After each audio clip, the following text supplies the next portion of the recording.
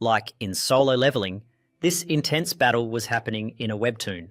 The protagonist was watching while lying in a hospital bed. However, his mind was elsewhere, on amyotrophic lateral sclerosis, commonly known as Lujan's disease. It was a cruel disease that caused the gradual death of motor neurons, leading to muscle paralysis throughout the body and eventually death. He was diagnosed at 25, a death sentence, at such a young age, with no family to turn to the money he had saved, and the future his young body once promised were all destroyed by a single disease. 4 years had passed since his diagnosis. Now at 29, he had nothing left but a fragile skeletal body and a fading will to live. Suddenly, his heart rate began to fluctuate wildly. The monitor's beeps became erratic, and noticing the alarming change, the doctors rushed to him. The guy thought his end had come. Sure, he was going to die. But after a while, he woke up and found a man standing in front of him. The man casually lifted a small dragon, which turned out to be the boy in his new life. The boy was shocked to see he had transformed into a dragon. At first, he thought he was going to pass out, and in denial, struggled to process what had happened.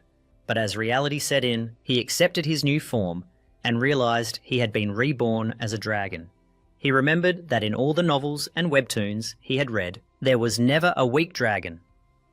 How could he complain about being reborn as the strongest being in the world, and most importantly, dragons had the longest lives, around 10,000 years. He reflected on his past life, where he had to work from a young age, got sick and died in his prime. But this life was different. He had been reborn as a dragon and was filled with excitement. With such a powerful form, he felt ready to overcome any obstacle in his path. The man, noticing his excitement, called him Luis and asked why he was so enthusiastic, then suggested they go eat something. The man placed a cloth over Luis and served him a strange meal. When Luis hesitated, the man assured him it tasted better fresh, so he should eat it. Luis thought he would never get used to this new life, but reminded himself that when in Rome, you follow Roman laws. Similarly, as a dragon, he had to follow dragon laws.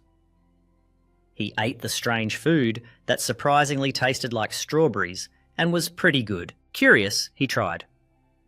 A little more, his eyes shining with excitement. The man, noticing his delight, asked if he liked it and encouraged him to eat more.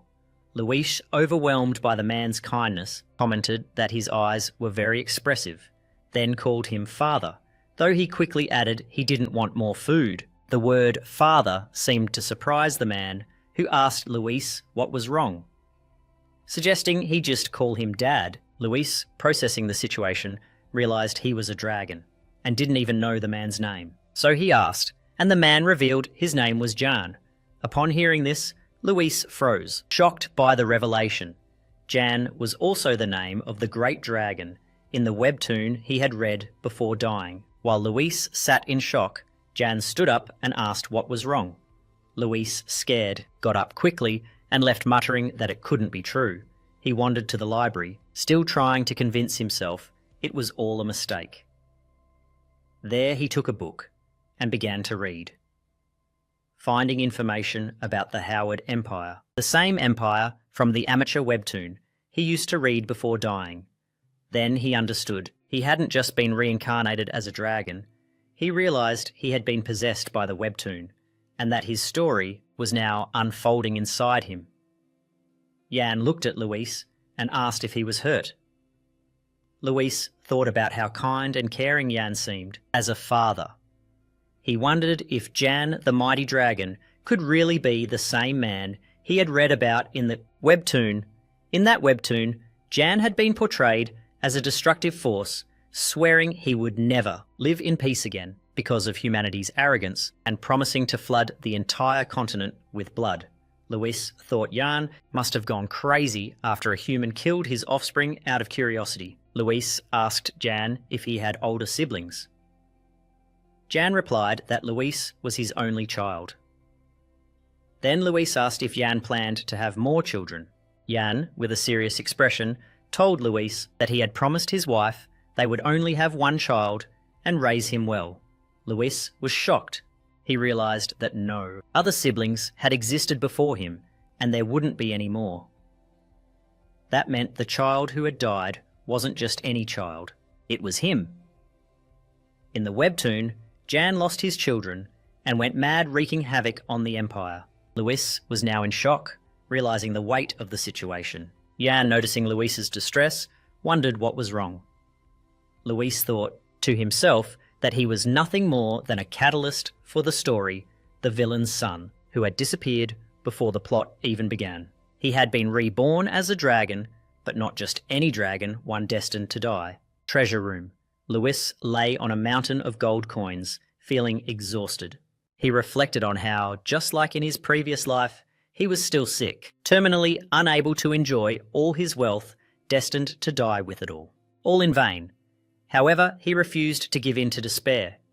He told himself he couldn't die like this. He went to his room to find a book to read, thinking the year Jan went mad was a crucial point he needed to remember. If he could identify the year Jan lost control, he could figure out when his own death was scheduled. That year would be 3589 BC, given that the current year was 390 BC. That meant his death would occur between ages 498 and 499 a year before adulthood. He was supposed to die still a child, but he wasn't going to let that happen. He swore to survive the next 499 years, no matter what. While drinking something his father had prepared, he thought of another bowl. He also knew Jan filled his bowl with a smile, encouraging him to eat as much as he wanted, just as Luis was about to take a bite. An insect landed on his food. Jan noticed in time, shouted his name, and quickly knocked the spoon away from his hand. Luis asked what that was. Jan, relieved, replied that he almost got into trouble. He showed him the insect, explaining it was an artificial creature his father had been researching. Although it wasn't a threat to dragons like them, it could be dangerous to a child, since it was highly poisonous. Luis was surprised to hear this. Jan reassured him not to worry, since he hadn't eaten it. Luis realized how close he had been to danger, and reminded himself to start paying more attention. He left the room, passing numerous guardian statues lining the walls. Suddenly, one of the statues activated and charged at him. Before it could hit him, Jan appeared just in time, stopped the guardian, and sent it flying. Then he asked Luis if he was okay, puzzled that the guardian could still attack him, since he was sure he had set it not to harm him. Luis was in shock, realizing he had almost died twice in such a short time, and yet his father had always been there to save him. A few days passed, and Luis no longer had doubts, but was increasingly convinced of Jan's intentions. One day, Jan took Luis outside, and Luis was excited to see the world beyond. Ahead stood a huge mountain.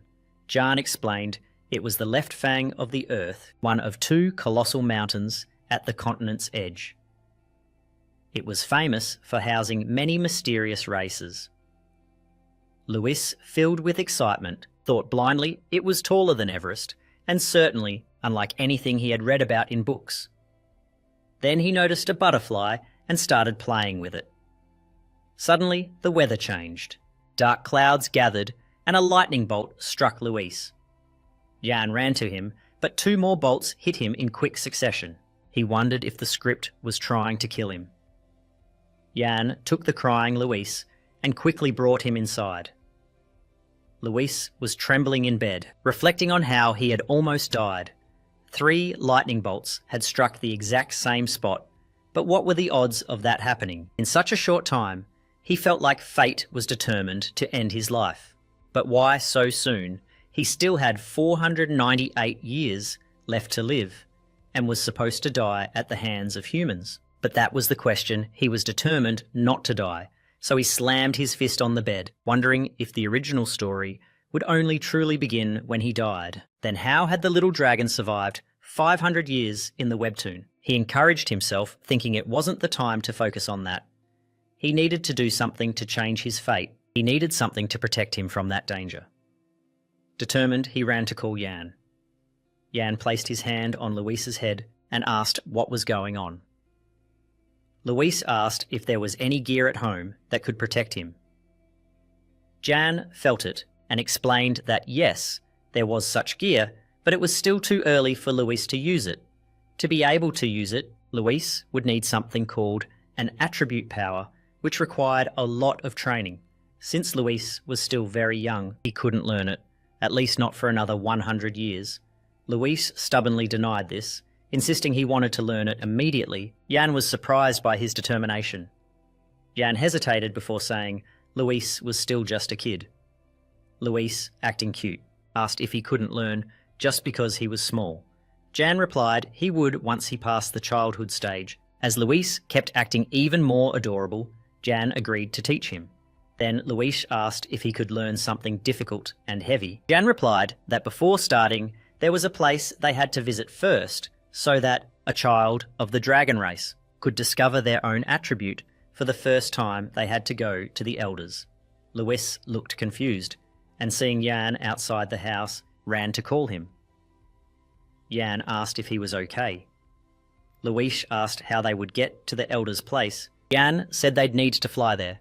Then he transformed into his dragon form, and Luis got excited seeing him. Jan offered his hand to help him climb up, and when Luis sat on his back, he told him to hold on tight. Then they flew at high speed. Luis had trouble holding on as they ascended, wondering how high they'd go. Jan laughed and told him they still had a long way to go. As they flew through the sky, Luis looked around, wondering if they were about to break through the atmosphere and reach space. Jan reassured him they were very close.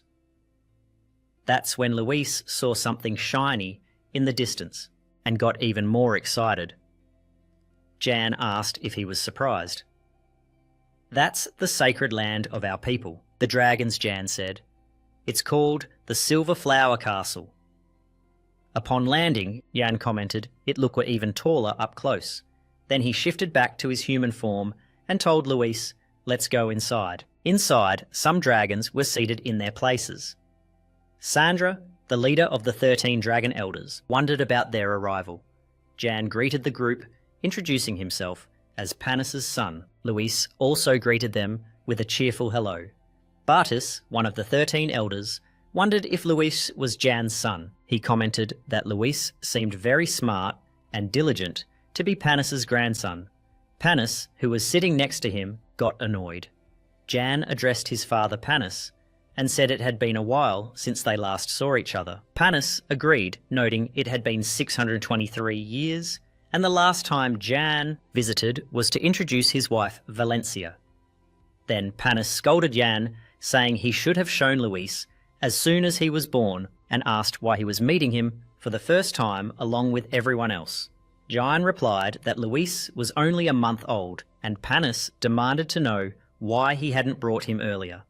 Panis then looked at Luis, who called him Grandpa. The sweetness in Luis's words melted Panis's heart, and he smiled happily. He agreed with Luis, saying he really was a beautiful child to be his grandson. Another elder commented that Panis really adored his first grandson. The second elder added that Panis had been waiting for a grandson for so long, so they should let him enjoy this moment. Sandra wondered if Jan had brought Luis to discover his second attribute, but thought it was too soon. Jan replied that he thought so too. But Luis had expressed a strong desire to learn. Panis laughed, saying Luis had learned well, just like his grandpa. Sandra asked him to be quiet for a moment, although Pammy smiled and Sandra sighed. Knowing that Pammy would never stop, she then asked Luis to stand in the centre. Luis looked at his father with concern, but he reassured him, saying not to worry. It wasn't serious, he just had to stay there. Luis obeyed and positioned himself in the centre, and after a brief moment, Sandra signalled to start. All the elders summoned their spheres of power, and Luis was amazed to see the spectacle unfolding before him. Sandra told him to close his eyes and focus as if his lifelong companion had just arrived. While Luis followed her instructions, Palmy watched closely and realised that Luis's attribute was abstract, time. He thought to himself that time attributes were usually stronger than natural ones, and felt proud that his son was a genius. Pammy was also surprised, and then Rio recognised Luis's strength attribute, realising it was a true reflection of his own bloodline. Moreover, Luis had a dual attribute. Palmy commented that it had been a long time since a dragon of their kind was born with dual attributes. However, Sandra was stunned to discover that Luis also possessed the space attribute, meaning he had a total of 3 attributes. She was shocked because only the first Dragon King Kides and the evil dragon Raphael, who was consumed by darkness, were the only 2 dragons in their long history known to have triple attributes. It seemed Luis was about to make history himself when another elder asked to examine him. They discovered Luis also had the mental attribute. The 4 attributes materialized as spheres, and excited Luis took them all. However, when he looked at the elders, he noticed they were staring at him intently, which made him feel scared. Nervously, he asked why they were looking at him like that. Palmy was also stunned by the attributes Luis had manifested. Palmy and Luis returned home. Sitting in his room, Luis reflected on the 4 abstract attributes he possessed: time-space, strength, and mental, as well as such an immense talent that even dragons were left speechless. His potential was vast, so overwhelming that he could alter the balance of the original plot. With these skills, he might be able to control all the story's events by himself. Maybe the narrative's course had already been changed because of him, and those seeking his death could be frustrated by their failure. But what good was having the greatest talent if there was the possibility of dying before even reaching maturity? Then Luis found hope.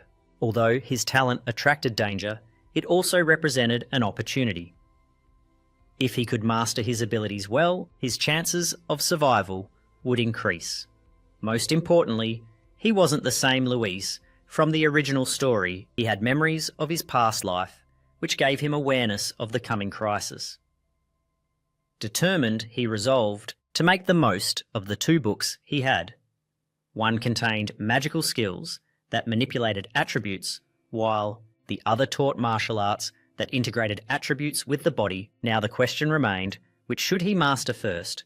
To survive, Luis set aside doubt and decided to learn magic and martial arts at the same time. Meanwhile, the dead body of the dragon filled with abundant mana, and the 4 attributes held great potential. With just a bit more refinement, it would soon be possible to start. Just then, his father entered the room with food, saying Luis had waited long enough and should eat now. Seeing the food, Luis's mouth watered. As the saying goes, even a journey to Mount Kungan starts with a single meal, so he decided to eat first. Although the pills contained energy strong enough to blow up an ordinary person if consumed carelessly, dragons have a special organ called the dragon heart. This organ allows them to convert natural mana into their own attributes, making a feast like this possible. Luis needed to eat well and grow strong quickly. While eating, his father noticed how exhausted he looked that night. As Luis slept hugging his rabbit, plush dark magic suddenly appeared, causing a fork to mysteriously fall to the floor and something strange to take shape. The next morning, Luis woke up confused, wondering when he had fallen asleep. He vaguely remembered having eaten sandwiches. Before falling asleep, his father had called him, telling him to get up for breakfast. As he got out of bed, Luis slipped and fell face first in front of the fork that had mysteriously appeared. The night before, Luis wondered what was going on. He had almost died because of that fork stuck in the ground, and it had been a long time since he'd seen such a clear sign of death. He wondered where the logic of his situation had gone. Then he noticed that Toto, his stuffed rabbit, had fallen some distance away, and that its thread was unravelling. He picked it up and told himself he would ask his father to fix it, since Toto was the only one he could vent to, while Luis ate Yan was busy sewing Toto. Yan said Luis must have felt sad when Toto broke, but he reassured him not to worry, that he would fix it.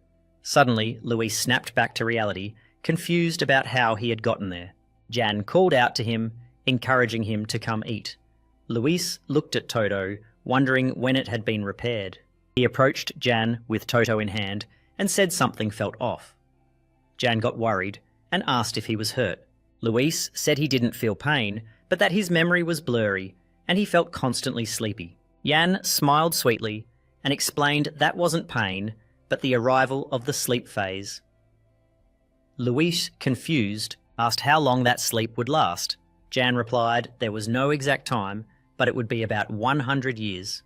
Luis was shocked. Just days ago, he had faced an absurd death flag, and now he had to sleep for 100 years. It was like they were asking him to die. He muttered that this couldn't keep going. He went to his room to find a book, thinking he needed to come up with a plan to stay awake as long as possible. His first strategy was to avoid eating, since a full stomach made dragons sleepy. Second, he would avoid showers, because they relaxed him. Third, he would minimize physical movement to avoid exhaustion. And fourth, he had to stay as far from his bed as possible. Just seeing it made him want to lie down.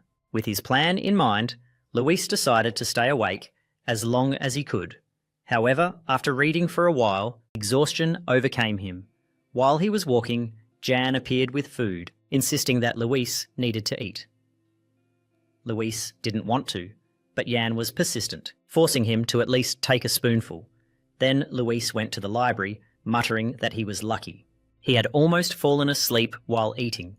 He started reading again, determined not to let his guard down, until he found a way to resist the sleep. As he read, his eyes grew heavy, and despite his efforts to stay awake, they kept closing. He fought with all his might, but finally he fell asleep. After a while, Luis woke up on the couch with Jan standing nearby.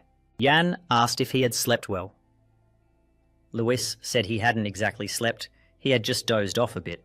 Jan smiled and congratulated him. Luis, puzzled, wondered why his father was congratulating him. Then Jan mentioned they would celebrate Luis's 100th birthday, which left Luis in shock. 100 years later, Jan brought sandwiches to Luis in the library, only to find him asleep. Jan thought Luis must have fallen asleep while reading that adorable book. Jan gently moved him to his bed, muttering that if only he had eaten more before sleeping, this wouldn't have happened. But since Luis was already asleep, Jan hoped he would wake up safe and sound. He placed a hand on Luis's head, whispered good night, and said he'd see him the next day. Then he returned to his work in the library. Suddenly, he heard a noise coming from Luis's room. He ran to check and found Luis still asleep in bed, while a bookshelf had fallen nearby, though not directly on him. Jan asked if he was hurt, but Luis was still asleep. Jan got up, noticing there were no signs of an intrusion in the room. The bookshelf's legs, made of noble gold wood, had simply broken for no apparent reason. He couldn't help but remember the decades ahead, during which countless mysterious incidents occurred. It was as if someone was trying to kill Luis over and over again.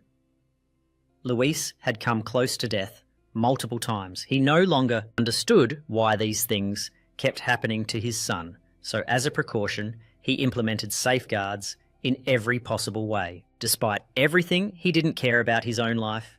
It didn't matter, as long as he could keep Luis safe.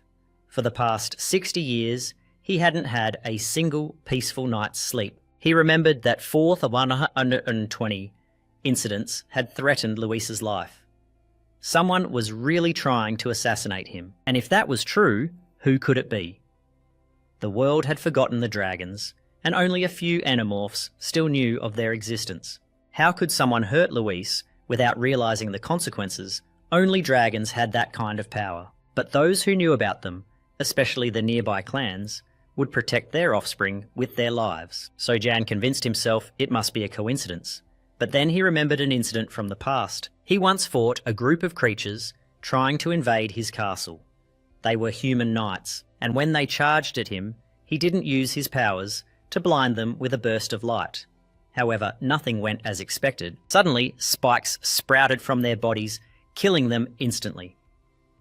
Jan talked to Pamis about it, and Pamis explained that those kinds of things couldn't be avoided. Geniuses always face many obstacles, trials, and restrictions. Luis would face similar challenges in the future, just like the first Dragon King. Jan wondered if that was true. Was Luis's talent so overwhelming that others tried to eliminate him? but no matter what it was, whether fate or something else. Jan made a vow he would protect Luis from everything. The scene shifted to the present, where Luis was looking at himself in the mirror. He had grown a bit, but he felt frustrated. He had slept for 100 years and barely grown during all that time. He hadn't paid attention before, but now he realised he had lost 100 years of his life. He couldn't help but get angry, yet he was still alive despite being on the brink of death almost daily. It seemed the sleep had kept him safe, but Luis didn't know what to think. No matter how it happened, the important thing was that he was still alive. Just then, Jan came in with dinner, telling Luis to get ready and come downstairs. Luis agreed, but couldn't help wondering what was happening to his father. Was he aging? Luis guessed he was, and that made him feel a little melancholic. Jan said it was okay, and that Luis would be a good kid, and listen from now on. Luis called his father, asking him to wait, because he was hungry. They both went downstairs together. Still curious, Luis asked why Jan looked so tired. Jan replied by asking if it really showed that much. Over time, Luis had reached the point where he could take human form. He was practicing with his sword under a tree, outside, testing the pressure of each slash. Suddenly, someone approached and called him Master. He turned to see a small fairy approaching wrapped in a towel. When he reached her, he realised the figure was exhausted. She mentioned that Luis had already gotten used to his human form and that he was actually the president of the great and sacred dragon clan. Noticing his tension, she asked what was bothering him. He replied that 100 years had passed and asked her to stop calling him master. Her name was Finn, and she explained that she was truly his master, since for fairies, honouring the superior dragons was a great pleasure. Luis reflected on this, remembering that after his first hibernation, he was reading in his room when he heard a strange sound. Investigating, he found a gift box. He wondered what that noise had been, and from inside the box, Finn emerged shouting that there was no oxygen. Surprised, Luis reacted by hitting her, with his tail sending her against the wall. As she fell, he wondered if she was some kind of giant fly and poked her with a stick, curious to know what she was. Then Finn properly greeted him as the Holy Baby Dragon and introduced herself as Finn, member of the Royal Fairies of the Stellar Glow, expressing her honour to be the one who would bring him pleasure in the future. Luis didn't fully understand what she meant, so she asked him to put her down. He obeyed. He sat down and asked what she meant by pleasure. Then she revealed a set she had prepared, explaining that the Starlight Fairies had created it with great effort for him. It was version 0.23 of the fairy costume, taking advantage of the fairies' genderless nature, and included suitable clothing for men, women demons, and celestial beings, with a variety of options, even some limited editions. But the most impressive thing she said was that as a noble shining fairy with a perfect body, she could wear any outfit. Luis realised it was a doll set and wondered if he could use her as a living doll. She smiled and confirmed that indeed he was the great and wise Holy Baby Dragon. And he had guessed right. He immediately dismissed the idea, wondering why his father would give him such a gift. It seemed to be the most desired present among dragon hatchlings, who didn't mind playing with fairies, like dolls in fantasy worlds or staging wars. However, the idea of using a living creature as a doll was creepy to Luis, so he planned to return her. But then Finn started crying, asking why he treated her that way. She promised to do anything for him, even wash his clothes, and begged him not to reject her. It turned out that being friends with him was a great honour, a guaranteed path to greatness, and that the first fabrication that unified the rail lines was the childhood toy of the first Dragon King. After days of crying and pleading, Finn was accepted as a subordinate. The scene shifted to the present, where Finn asked what Luis was thinking. Luis thought that Finn, with her 800 years, knew much more than him, and surprisingly was quite helpful with little things. He said it was nothing, and mentioned that after working out he would return to his study. Finn asked for a minute of his time. Luis thought she had a natural talent for spatial manipulation, with an amazing ability to store things in subspaces like her own personal set of drawers. Then she pulled out a book mentioning he was going to study the separation and manifestation of mana, an advanced course. He thanked her for the gesture. She managed everything efficiently around him, and he was glad to see her so comfortable in her role. She organised his meals, and Luis thought he would soon have to get used to this new routine. Shortly after, he noticed dark clouds gathering in the sky. A few days had passed. He murmured, "Here it comes again." It started to rain, and Finn worried about him. A lightning bolt suddenly struck toward him, but he used a bracelet on his wrist to absorb the lightning, casually mentioning they had been hit hundreds of times already. Finn was surprised to see the bracelet contained an elemental thunderstone. Luis thought it used a phenomenon where the purer and stronger the power, the weaker the flow. The stone was a relatively unstable, low-grade elemental stone. As it absorbed more lightning, it filled up. He said it was full and needed to be replaced, but Finn protested immediately.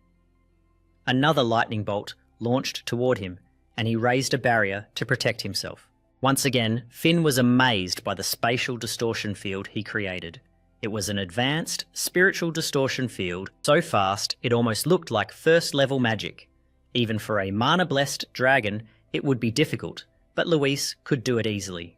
She realised that with him, she could write an epic story for their entire fairy clan to hear.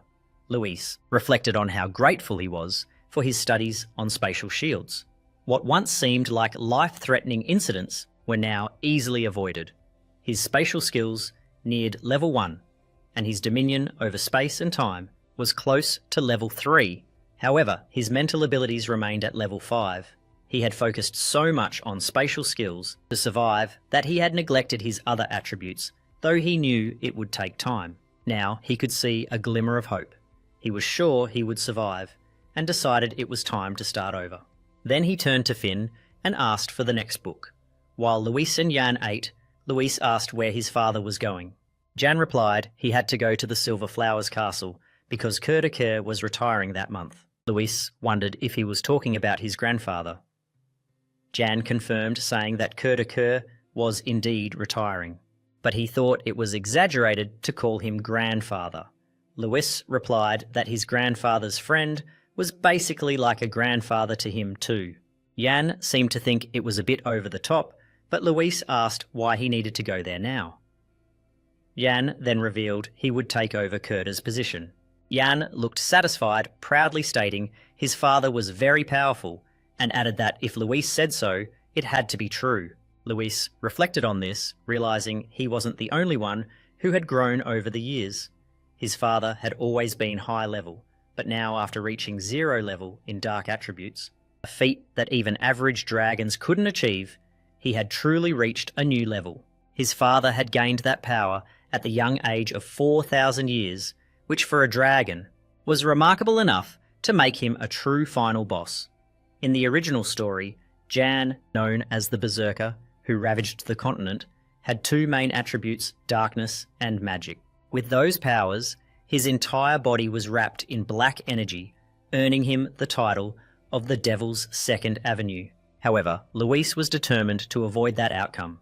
His father had been training non-stop for the past 150 years to make sure it wouldn't happen, and Luis was committed to helping him stay on the right path. Jan then called Luis over, about to say something. Luis wondered what it could be, and Jan explained that although usually the parents of the young ones weren't chosen for these roles, no one else could take his place. The succession process would take a long time, around 10 years. Luis was surprised and felt a wave of sadness at the thought. Jan came closer to comfort him, saying it would go by fast.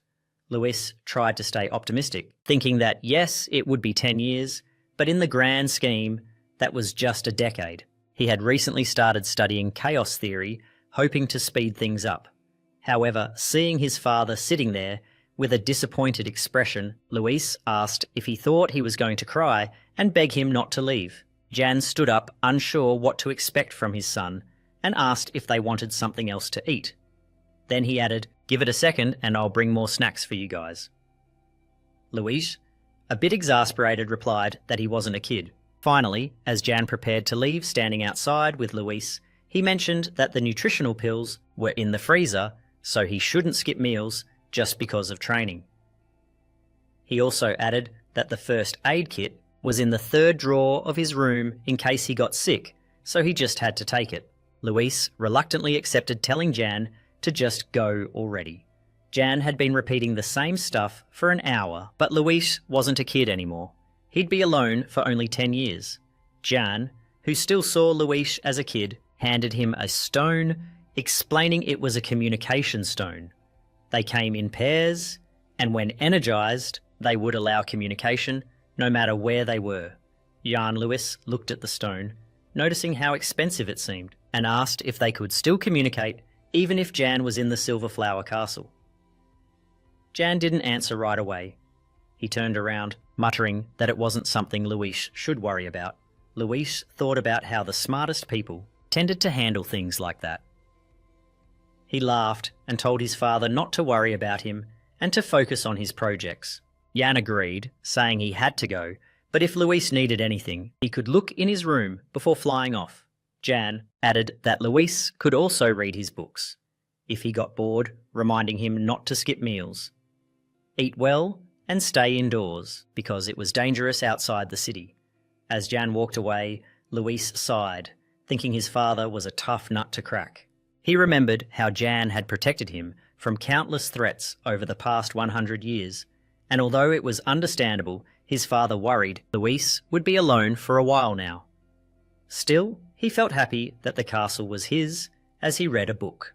Now Luis would be alone for a while, but he still felt happy that the castle was his as he read a book. Luis reflected on the times he thought he would be alone forever. Meanwhile, Finn was distressed, terrified by two people approaching her. She called Luis for help. As they got closer, she begged them not to come any closer, but the two people, with ominous smiles, grabbed her. She kept screaming for Luis. Just then, Luis appeared, asking what the two strangers were doing. They seemed delighted to see him and revealed they were twins. Both started talking at the same time, but Luis interrupted them, asking them to speak one at a time. The girl introduced herself as Cammy and said Jan had gone to the Silver Flower Castle, leaving them behind. The boy added that Jan would return in 10 years and that Luis should be worried about being alone, so they thought of visiting him to keep him company and have fun. Cammy mentioned they were fine, but Luis looked bored. Luis then asked them to leave. Can was surprised and asked why he was being so cruel. Can repeated the complaint, saying Luis shouldn't say things like that. Luis thought about the twins. They lived on a neighbouring peak and were the twin tunnel dragons, born 10,000 years apart. He was frustrated because for some unknown reason his father had introduced them to him. At first he found them adorable with their silver hair and chubby cheeks, and he even enjoyed playing with them for a while. But now they kept showing up uninvited, harassing him in his own space. He thought he could finally train alone and wondered why his father had done this to him. The twins, unaware of his irritation, said they came to play because they thought he'd be bored. They looked disappointed by Luis's coldness toward them. Can then pulled out a sword, saying he had brought toys for Luis. Luis immediately ran to grab it, recognizing the sword and asking where they had gotten it. The twins were confused by his reaction, not understanding why Luis was so worried. Can explained he had taken it from his father's storage. Cammy nodded, confirming the story. Luis then asked if they had asked Uncle Carol for permission. When none answered, he understood they had stolen it. He examined the sword and noticed it was a magic sword with a special attribute stone containing much more power than he had. At the top of the hilt was a magic circle. He asked Finn what she thought. Finn said the sword was broken and had lost its function. Though she didn't know exactly what happened, she recognised it was a very advanced spell. She had seen many subspace swords and staves like that, but the complexity of the circle suggested the subspace contained a very large volume. Luis wondered that too, and decided to test it himself. He thought if the sword came from the dragon's treasure, there had to be something extraordinary hidden inside the subspace, and he was determined to claim it. A few hours later, Can and Cammy were lying on the ground, bored, while Luis kept focused on repairing the sword. Both wondered when he would finally finish. Luis announced he had fixed it. Everyone got excited, and Cammy asked him to try it out. Luis said he would first activate the elemental power, and when he did, he was surprised by how much more energy there was than expected. He wondered what could be stored there. The energy started to build up, creating a formation like a portal. Luis suspected it was the subspace. The portal opened, pulling all four of them inside. They were transported to a high point inside an icy cave, and all fell to the ground. However, Finn was fine as she flew gracefully. She asked if everyone was okay. Luis looked around confused and asked where they were and if that was a cave. Examining the sword, he noticed the magic stone had broken down. Can began to cry, realizing Luis had broken the sword. Luis explained it wasn't a sword, but an attribute stone. But Can just cried harder, upset that Luis had broken the attribute stone. Luis then turned to Cammy and asked if she knew whose sword it was. Cammy said she'd heard it belonged to her great-great-grandmother. Luis wondered if his great-great-grandmother had been a space mage, but Cammy didn't know anything about that. Luis began to worry. He realized that to use that sword effectively, he needed to understand its purpose and how it worked. In the distance, Finn called them, saying there was something ahead. They all went to see and found another sword.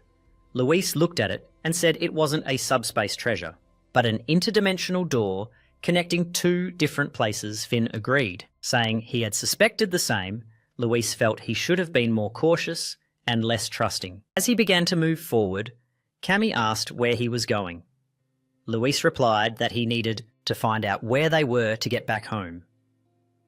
He started walking ahead, signalling them to follow. They moved forward and soon faced a terrifying obstacle blocking the path. Luis decided to use his power to destroy it, while Can and Cammy kept going. Luis noticed the snow around him and felt the biting cold, but stayed determined to move on. But Can called out, asking where he was going. Luis was shocked to see what was ahead. The others approached to join him, and Can asked what was happening. Finn also asked what was going on. Luis looked at the mountain in the distance, pondering if it was the right fang of the earth. Can was surprised by what Luis said and asked what he meant. Can explained that Luis was referring to the left fang and that they had ended up at the right fang of the earth. Luis reminded everyone the world was called Evan, and it was divided into 4 continents each, with a constant climate year-round. The spring continent had a mild climate all year. The December continent had a tropical climate, constantly bathed in sunlight.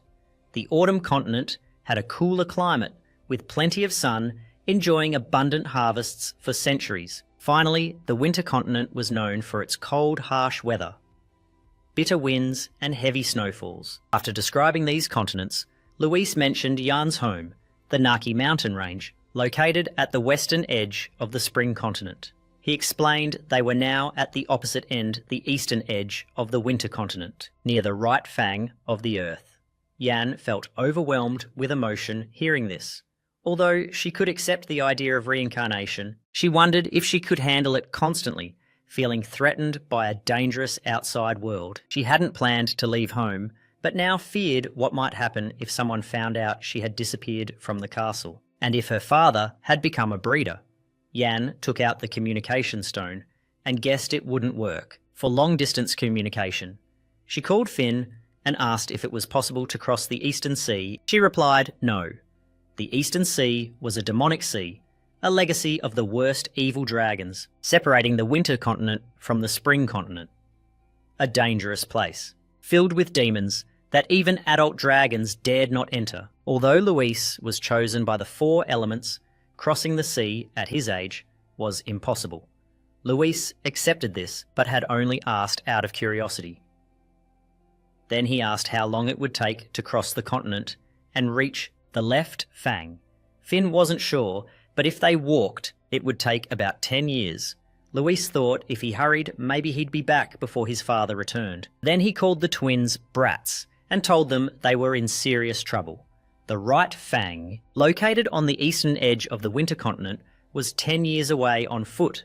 Cammy suggested they fly. Luis sarcastically asked if she wanted them to get kidnapped.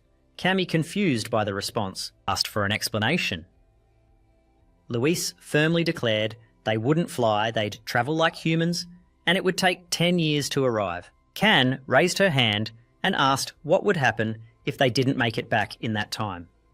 Luis, trying to sound intimidating, said, if his father hadn't returned by then, and they still weren't found, he would set the entire continent on fire, searching for them. Cammy wanted to know why they'd do that. Luis, considering they weren't acting human, said they'd probably beat them up. He added maybe they wouldn't buy them snacks or toys for 100 years. The twins immediately worried. Luis thought for them. Snacks and toys were more valuable than the whole continent's well-being. He assured them they just needed to get back home before their parents returned, and from that moment on, he'd be in charge. He ordered them to listen to him immediately. Can started to contest the leader role. Luis, annoyed, said the leadership should belong to the smartest dragon. If they thought they were smarter than him, they could try. Cammy and Can pointed out that he was younger than them. Luis replied that they were still just kids who had run away, and that besides, he was taller, even though Cammy was only a month older than him. Luis claimed the title of boss simply because he said it first. While the three argued, Finn watched and commented that they still had a long way to go. After a moment, Luis declared, with determination, that he would be the leader from then on and that the matter was settled. He then ordered them to leave. Just as he was about to take command, he noticed dark clouds approaching. He quickly put on the Thunderstone, muttering that it had been a while since the last time. Can and Cammy hugged him, asking if he would get struck by lightning again, joking that they wanted to experience it too. Luis pushed them away, thinking they had no idea how horrible it was to get hit by lightning. Despite trying to move away, the twins clung to him. He warned them not to let go, feeling this time the lightning would be stronger than before, so they had to be ready. However, nothing happened. They all stood there confused. Luis wondered if the lightning had missed. Then he heard a noise turned and was stunned to see a huge snowbird falling from great height. He worried about the bird, but Can and Cammy were excited, thrilled by the amount of snow. Luis quickly lifted them both up and started running, urging them to transform immediately. The snow was dangerously close, so he used the disconnection power to trap the three of them in a protective box, and the snow's pressure dragged them. Cammy and Can were fascinated by the experience. After a while, the three emerged from the snow. Luis, trembling, said he thought he was going to die. The twins, still excited, said it was the most fun they'd ever had and asked if they could do it again. Frustrated, Luis punched them both and told them to grow up. Then he wondered where the avalanche had taken them. Looking around, he saw the paths were completely covered in snow, making it impossible to recognize the place. No wonder they had no idea where they were. Meanwhile, the twins kept playing. Can said it looked like a giant snow pool and prepared to dive in. Cammy, just as excited, was about to jump too. While they played, Luis called them, warning they had to get out of there, since they still had a long journey ahead. When he got no answer, he got angry and wondered what kind of joke they were playing. He approached the spot where they had jumped, but as he took a step, he suddenly fell. Panicking, he grabbed Finn, asking him to fly him out. Finn assured him it would be easy, but as Luis slid down, he couldn't help but wonder when it would stop. Finn urged him to look ahead. Then Luis saw a cliff and realised he was about to slide off it. At that moment, Cammy and Can, already in dragon form, flew down to lift him up. They set him safely on the ground and returned to human form, laughing and commenting on how fun it had been. Luis, now with a bit of respect for them, said he was starting to admire them. Finn nodded at Luis. Still a bit puzzled, he wondered where they were. Finn observed that it didn't look like a natural cave, but more like a man-made corridor. Luis agreed, saying it was his first time there, but the place felt strangely familiar. He couldn't shake the feeling he had seen it before. Finn asked what they should do next. Luis suggested they take their time and think carefully, since rushing could lead them further away from the exit. But the twins, full of energy, ran off, convinced they had found the way out. Luis warned them to calm down and was about to remind them to listen to the captain when he noticed the twins had stopped wondering why. He approached them and saw they were staring straight ahead. Cammy pointed and asked what those things were. Luis looked up and was surprised to see knights standing in front of them, led by a terrifying figure with glowing eyes staring at them intensely. The sight of the knights and the ominous figure left everyone frozen with fear. Luis wondered who those mysterious figures were. Finn suggested there were more than they first thought. As they moved forward, Cam asked if they were really human. Cammy called him dumb, pointing out that humans don't have glowing red eyes. Luis, unsure, wondered if they were the forces of the Winter General. Before the webtoon started, the heroic King Valencia had saved everyone from a global crisis. Afterwards, even in the afterlife, it was said he was protected by the overloaded Winter General, who was believed to appear near the frozen tomb of the great hero king. Luis realised that the place they were in wasn't far from his home, and it seemed like a coincidence. Then he remembered that if that was really the king's tomb, it could also mean that webtoon objects were there. Finally, he shouted a warning that the enemy seemed a bit too aggressive. Luis, unfazed, called Kanakami and told them to handle the attackers. The twins nodded and charged into battle with their swords. Cam stepped forward, announcing he would go first. Swinging his sword at one of the knights, the knight tried to block with his weapon, but Cam's strength was so great it broke the weapon and split the knight in two, killing him instantly. Cammy, slightly disappointed, pouted because she wanted to go first. Another knight tried to attack her from behind. Cammy quickly turned and launched several slashes that sent the knight flying. Luis watched the battle and commented they were doing well, noting their strength seemed at second-tier samurai level. He no longer doubted their skills, but to speed things up, he decided to use his temporal law ability to slow down time. With this power, he also tied up the remaining enemies' weapons, making it harder for them to pick them up. Can quickly realised the enemies were getting slower, and Cammy deduced Luis must have enhanced their weapons with his time crystal. Can smiled and said if that was the case, they should take advantage and finish them all. The twins charged forward, attacking with incredible speed, and quickly defeated the remaining knights. Khan laughed and said they popped like popcorn. Finally, only one knight remained trembling with fear. The twins worked together to destroy him, and with that, all their enemies were defeated. Khan sighed, feeling a bit down. It's over, he wondered aloud. Cammy, equally unimpressed, declared she was bored. Louise, always the strategist, praised both for their skills, but then asked if they wanted to try something a bit more fun.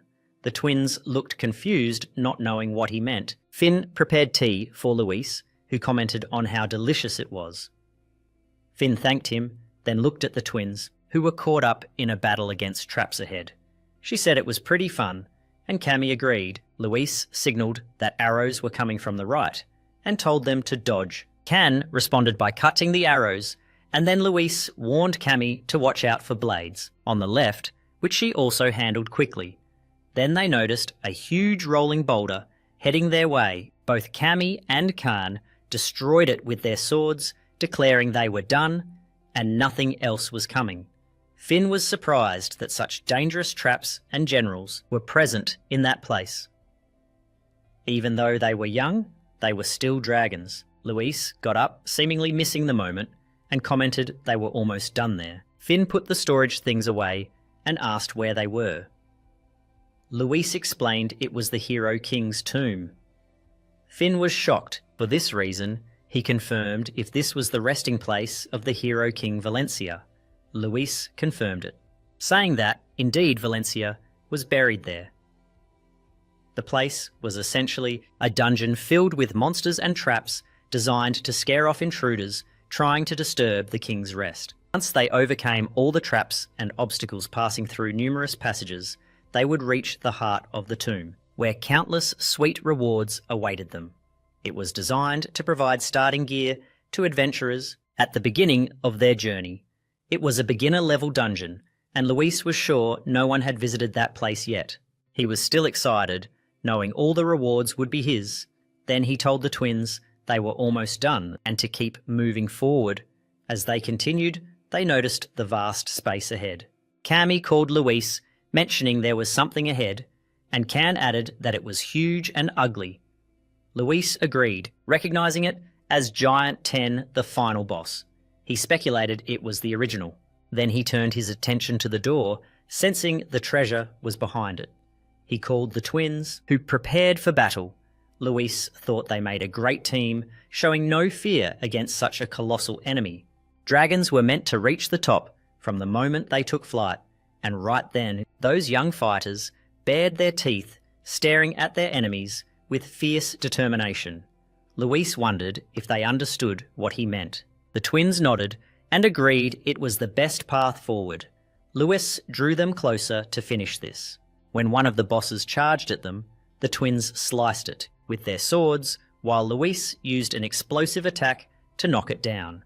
The twins continued, fighting the others, and Luis used his ability more and more to slow down time and assist. Finn admired how incredible they were. After defeating all the enemies, Can and Cammy relaxed. Can said it had been fun, and Cammy, satisfied, said she'd sleep well that night. Luis suggested they go check the reward. Cammy and Can eagerly asked him to open the door. Upon doing so, they were greeted by a vast treasure. Can rushed in, commenting that there was more treasure there than in his father's entire storage room. He dove into the pile of gold coins, enjoying the untouched sight. Cammy and Finn looked at the coins in awe. Finn called Luis to see the treasure, but he realised Luis had already gone ahead to see Hurricane Valencia's resting place. Finn commented that many years had passed, but Valencia was still there. They noticed something written on a plaque, and Luis wondered if it was in the ancient winter language.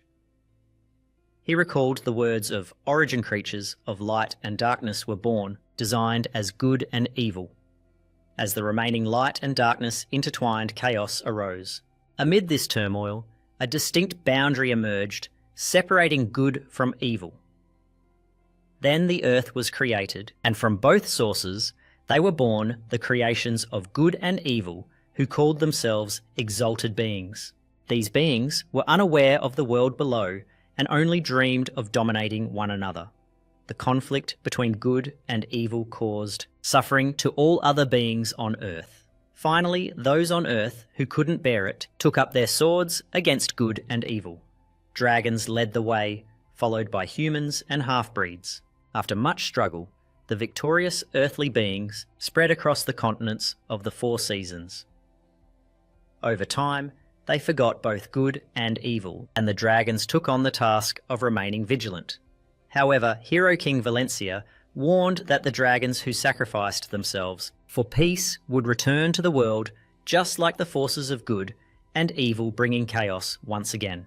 As part of the last generation to have heard of the war, Valencia left the responsibility in the hands of the younger ones, asking them to pass on the story. Luis, hearing all this, questioned if a war had really happened. A demonic war in the original universe frustrated him that the king had entrusted them with such a huge task. Looking at the book there, he thought it had to be Valencia's Book of Chaos. Valencia had been a genius, but conventional, who reached level 0 in a human body. That theoretical book contained everything the Hero King had achieved in his life. Compared to him, all the treasures in the world seemed insignificant.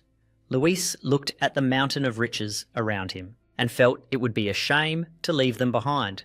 He decided to take something, but just as he began to pick up some pieces, the barrier sealing Valencia broke. Surprised, he murmured something to himself, clearly shocked by what was happening. Valencia was awake. He watched him closely, and Luis, confused, thought this event wasn't part of the original story. The ancient king stepped forward with firm pace, making it clear he belonged to no one. The twins, stunned by what they had just witnessed, ran to Luis to ask what that was.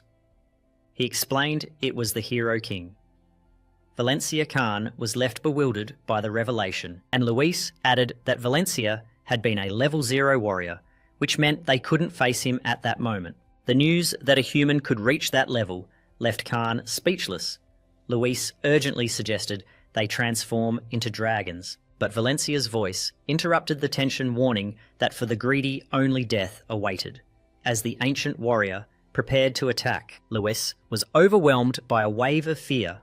He wanted to run, but his legs trembled and refused to move. He was feeling the effects of a level 0.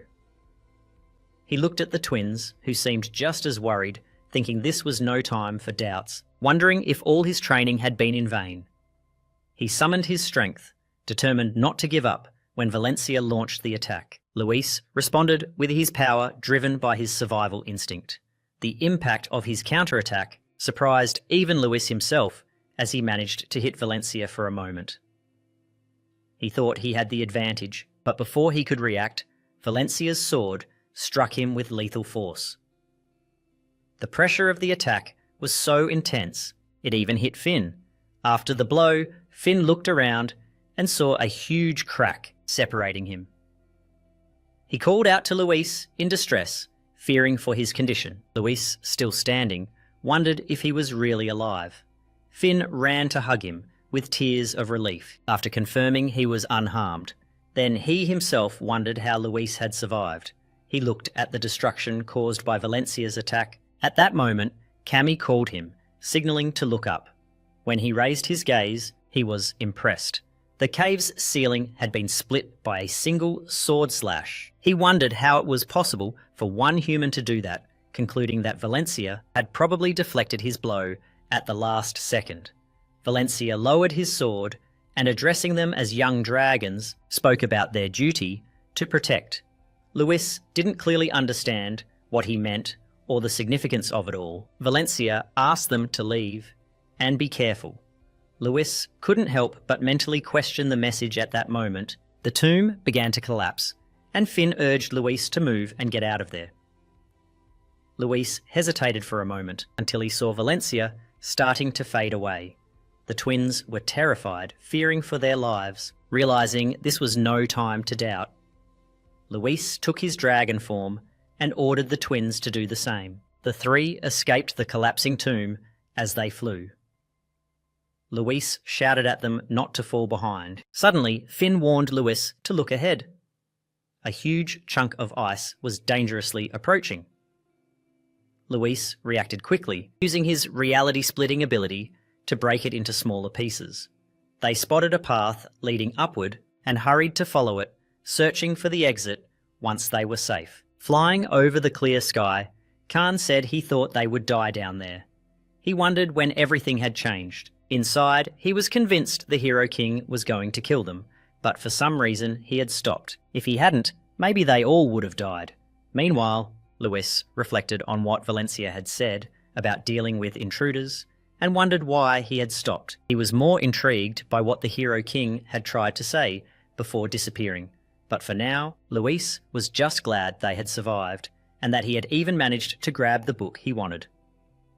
The end. Then he called Luis, telling them that the twins were still shaken and scared, and Luis suggested they find a place to rest. Everyone returned to their human forms and landed on the snow-covered ground. Luis calmed them down, saying, "I think we're going to survive." The twins were still crying, and Luis realized that even though he was surprised too, the twins' youth made the experience even more terrifying for them. He gave each of them a pill, telling them they were definitely out of mana. The twins took the pill, and Luis thought about how he was also out of mana. He hadn't run out of mana since his reincarnation. Then he lay back, stretching his arms, and said, "It's time to rest." The twins crawled toward him to use his arms as pillows, and they slept together. The end. He looked at them and said, "We all should get some rest."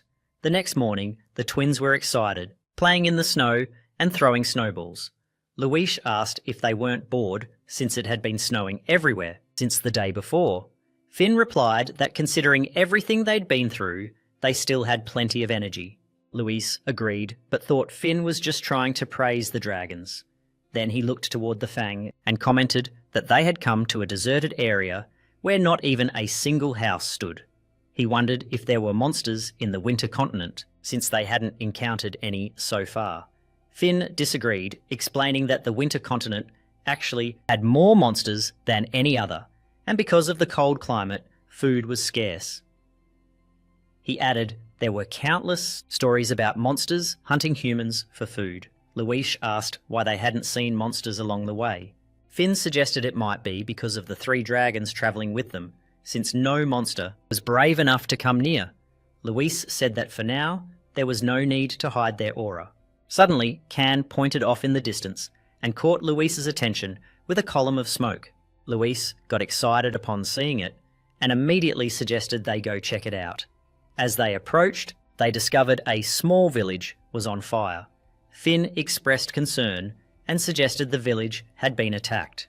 He asked what they should do. Luis proposed they go down since there might be survivors. He went to check and found monster corpses, confirming it was indeed a monster attack. Finn joined him and asked if he'd found anything. He replied he didn't think there were any survivors. Then the twins arrived and said nothing was left and they were still hungry. Luis gave them some pills, telling them it had been a long day and they needed to eat. Just then, they heard footsteps. Luis noticed some knights approaching and quickly hid the twins behind a nearby house. Kami asked why they were hiding. Ikan asked if Luis was afraid of humans again. Luis replied he wasn't afraid of them, but didn't want his dangerous situation mixed with random events. He told them to hide their aura and emphasized they had to be careful not to get discovered. The leader of the knights arrived on horseback with a carriage behind. The knights reported it seemed to be a monster attack and there were no survivors. The leader said he would personally report to the Archduke. He went to the carriage and called the Archduke, who replied he had already been informed and would investigate the situation personally. Then the Archduke dismounted. He asked his wife if she was sure she wanted to see it herself, especially considering the situation. She replied that as the Archduke's wife, it was her duty as the lady of the region to face the souls of those affected on her lands. He agreed if that was what she wished, and so the Archduchess also dismounted. As she got down, she was overwhelmed by the memory of the horrible incident that had occurred before and felt a sense of unease. The Archduke supported her, but she reassured him that she was fine. He suggested it would be better if she went inside to rest. She asked if he was trying to make her feel uncomfortable. He replied that after 10 years together, he still couldn't go against her stubbornness. She smiled brightly and said those who love more usually lose. Then she turned to the Knights General and asked if there were any survivors. The General confirmed there were none, explaining that most monsters were less active at that time. But for some reason, they had started going crazy the day before, as if they were being chased by a higher being. The Archduke took responsibility, saying that if he had mobilised the people earlier, this wouldn't have happened. His wife calmed him down, telling him it wasn't his fault, and he shouldn't be so hard on himself. Luis wondered if the state of the town was the result of his own actions, and if his conscience was being pierced. At that moment, the twins growled, and the knights heard the sound. The curious general called out to see who was there and ordered the guards to come out immediately. The guards went on alert, and Luis wondered if this was some kind of motivational parenting story. The general warned that if they didn't come out, he would destroy the house. Luis realised they couldn't stay hidden. The general said it was his final warning, and whatever happened after would be on their heads. Inan brandished his sword, ready to attack the house. The house broke apart, forcing Luis to back up, and Finn also flew away to get out of the way. Louise appeared with the twins, and the general was shocked to see the 3 kids. The Archduchess commented that then there were indeed surviving children. Louise thought that was a good sign and started to cry. The twins were confused, and Louise asked them to cry too. They started acting as well. The Archduchess was kind to them. The twins ran to her, telling her how scared they were. Louis thought the twins were way smarter than him. He wondered if all the nonsense they usually did was just an act. The Archduke asked Louis if they were the only survivors. Louis confirmed, and the Archduke declared they had been through too much. The Archduchess suggested taking the kids to the castle. The Archduke agreed and ordered the general to escort the kids to the castle. Louis was stunned, and as they were escorted, Finn watched them. The scene changed to the huge bathtub in the castle where Louis was bathing. He wondered how they ended up like this. He hoped they could escape by pretending to be pitiful. But the twins did such a good job that he didn't realise those people were so kind and would do so much to help them. Louis decided to observe the situation first and look for an opportunity. The twins were also in the tub, having fun. They splashed water at Louis, teasing his wet hair. Louis felt relieved that they seemed carefree. Then 2 maids came in to help them, praising their clear skin and calling them adorable. Louis thought there was too much noise around him. The maids mentioned it was time to get dressed and head to the dining room. After changing, they went to the dining room where the Archduchess was already waiting seated. She was surprised and said she barely recognised them. Then she invited them to sit and eat, saying they must be hungry. The twins ran to the food and started eating enthusiastically. Louis wondered why the twins had adapted so quickly to their new environment. He thought maybe they'd have to leave soon, but that he shouldn't rush things. Things could go wrong, especially with Finn.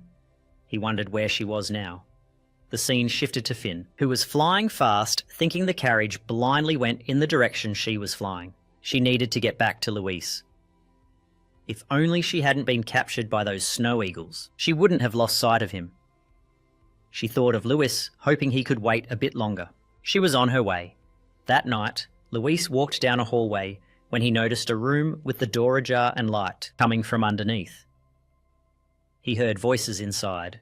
The conversation sounded tense. "We can't keep those kids forever," said one voice.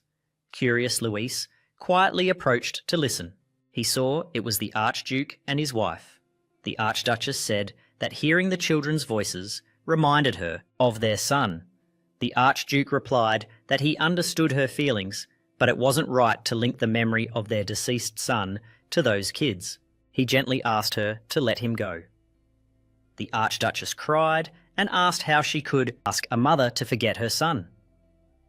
Louis realised then that they had probably recently lost a child, which explained why they had been so kind to them. She called the Archduke by his name, Kana, and asked him to accept the kids as his own son and daughter. Louis was shocked to hear such a request. Later, back in his room, Louis was lost in thought. Not much time had passed since they started considering adopting him and the twins as heirs.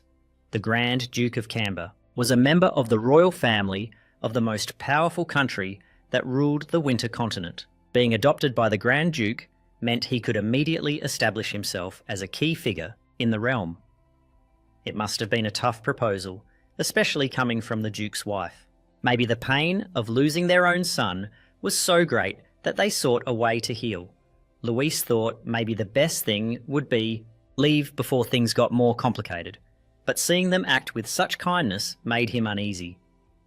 If only Finn were here, he thought, to talk it over with her. Right then, he saw Finn knocking on the window and ran to open the door. She greeted him warmly, and he wondered where he had been all that time. She apologised, and he suggested that next time she stay closer to him. The twins arrived and were very happy to see Finn back. After catching up, Finn suggested they could leave now. Louis agreed, although he was thinking of staying a bit longer. She looked at him confused and asked why they couldn't leave right away. Luis explained that the people there had been very kind to them. He had also heard they had recently lost a child, so leaving so suddenly would feel strange. Finn looked at him thoughtfully, and he continued, saying they weren't in an urgent situation. It would be a good chance to gather more information about the winter continent. Finn thought it was unusual to see Luis so calm, but in situations like this, he seemed more vulnerable. Seeing him so affectionate made him want to serve him even more. He smiled and said if he felt uncomfortable, then they would do it. Luis was puzzled by his words, wondering what he meant. Finn explained that dragons have always valued first encounters. Somehow, the Duke and his wife were Luis's first acquaintances in that place, so if they left a simple gift before leaving, it would be like the child issue was settled. He suggested that if they created a child, the adoption problem would be solved. Luis laughed and said it was easier said than done to create a child. It wasn't that simple. Then he paused and realised something. Maybe it wasn't a good idea to give them a child right away, but if they waited until the child was born, then they could leave suddenly, without it seeming strange. Luis felt it was a good idea. Finn clarified it was just a suggestion. Luis wondered if they should prepare for the next step. Meanwhile, the Archduchess was sitting on the balcony, having tea. The twins approached her asking to play. She smiled happily that they seemed bored and even offered them some cookies. The twins gladly accepted, fascinated by the sweets. Luis watched from a hidden spot, feeling a growing sense of trust toward both the Archduchess and the Archduke. The Duke and his generals were walking down the hallway when the Duke asked them to handle a matter as agreed. He was about to talk about the soldiers' training schedule when he stopped, noticing Luis watching him with bright eyes.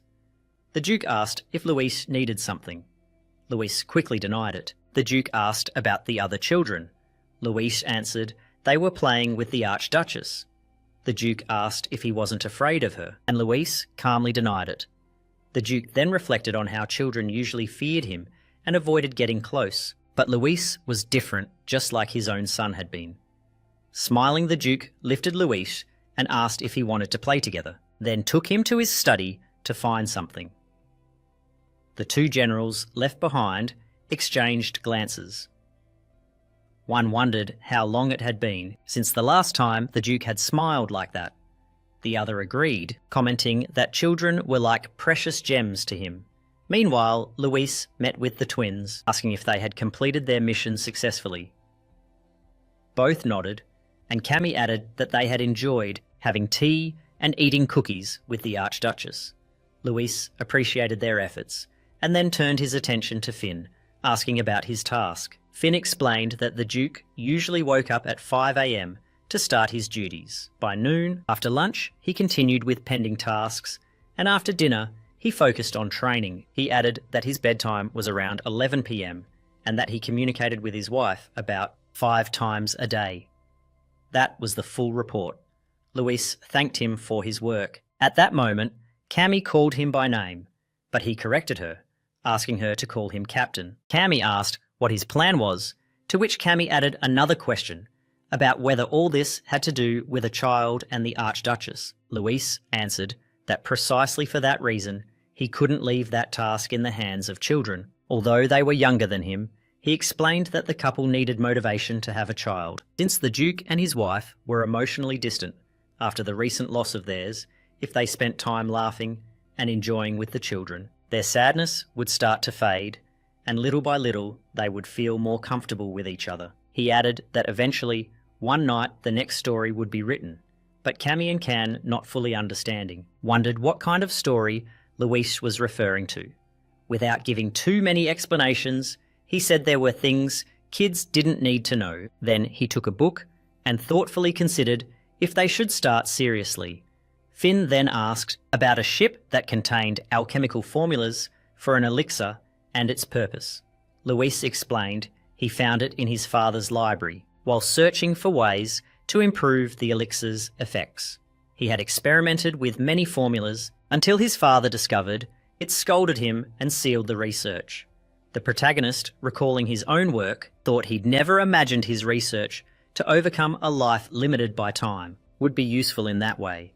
He had discovered an elixir of ecstasy that helped couples overcome boredom along with a quick fix. Later, he opened an empty closet and asked the twins if anyone was looking for it. They replied they didn't know. So Luis continued with his work. He used his expansion skill inside the closet, creating a large space suitable for his needs. That same night, Finn sneaked into a lab, hiding under a container, to make sure no one was nearby. After confirming the place was clear, he retrieved the elixir while recalling Luis's instructions. He had to spray it over the ingredients that the Grand Duke and his wife would consume the next day. He'd specifically insisted to make sure it was applied on their food ingredients. Finn wondered how Luis knew exactly which ingredients would be used. Carefully, he sprayed the elixir on everything. Noticing they were making bread, so he also sprayed the grains using his magic. He dispersed the potion over them, completing his mission. Then he hurried back to report his success. The next night, Luis watched from a distance the Duke and his wife's bedroom. The light was still on, which made him assume that if Finn had followed his instructions, that day's meal should have contained the elixir. While reflecting, he heard two maids talking nearby and hid to listen. One mentioned that Denny had suddenly confessed his feelings. The second seemed excited, imagining the first's reaction. The two continued their conversation as they walked away, and Luis relaxed, mumbling that it was almost time. Inside the Duke's bedroom, he was near his wife. She felt something was wrong and wondered why her heart was beating so fast that day. The Duke gently placed his hand on her shoulder and told her how beautiful she looked.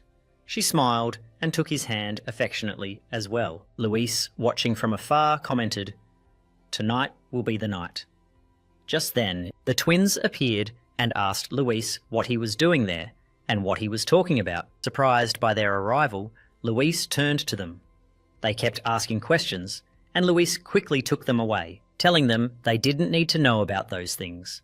The twins made faces when he pulled their ears. Feeling a sharp pinch, Luis believed everything was under control. The next morning, the Archduchess was walking with two of her maids, commenting it had been a while since such a sunny day. She saw two other maids running urgently and asked what had them so busy so early. The maids explained their rush, and the Archduchess headed to the children's room after hearing strange news. The children were missing.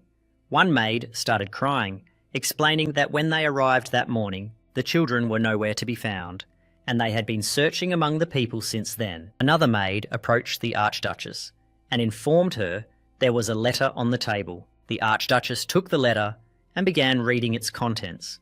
In it, Luis wrote that he imagined the Archduchess would be surprised by their disappearance, but reminded her that just as there are meetings, there are also farewells, and that now they were on separate paths. He sincerely thanked them for their kindness during the time they shared and hoped they could overcome the grief of losing their son.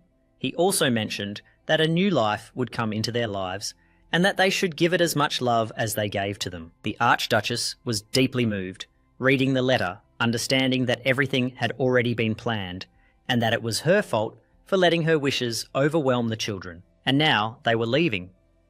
But then she thought about the meaning of a new life. A few weeks later, a man brought good news to the Duke and his wife. The Archduchess was pregnant. She was amazed, and the Duke, full of happiness, took her hand. Then she understood that this was the new life the letter was talking about. The Duke said it seemed like the kids already knew she would conceive a baby. She replied that those kids must have been fairies sent by God. The Duke said they couldn't miss such a rare opportunity and suggested opening the warehouse and distributing bread among the commoners. The workers followed orders, and the bread was given out to the people. That year, the kingdom recorded the highest birth rate in its history. The unintended gift, born from a small mistake, would create a butterfly effect.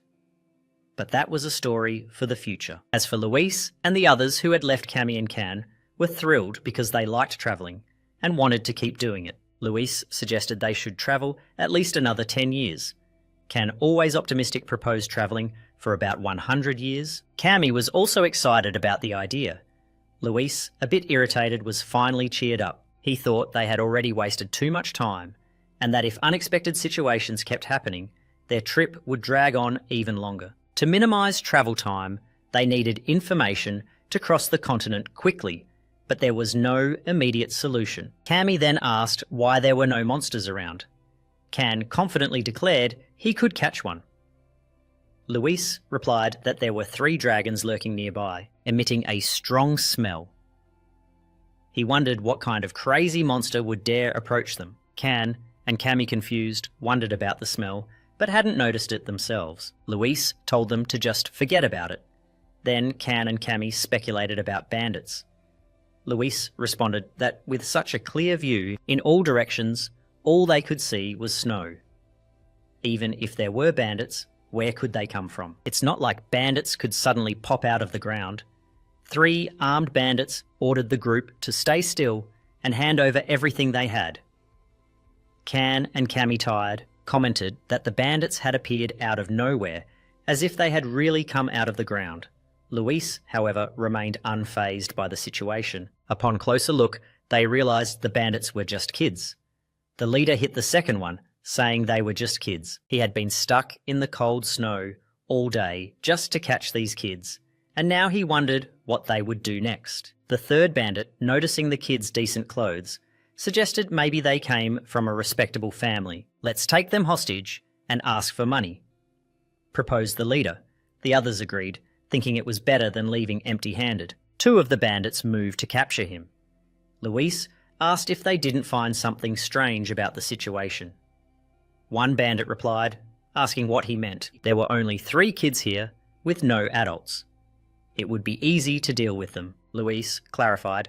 He wasn't implying there was an adult nearby, but the bandit insisted on knowing what he meant. Luis simply asked him to think for a moment.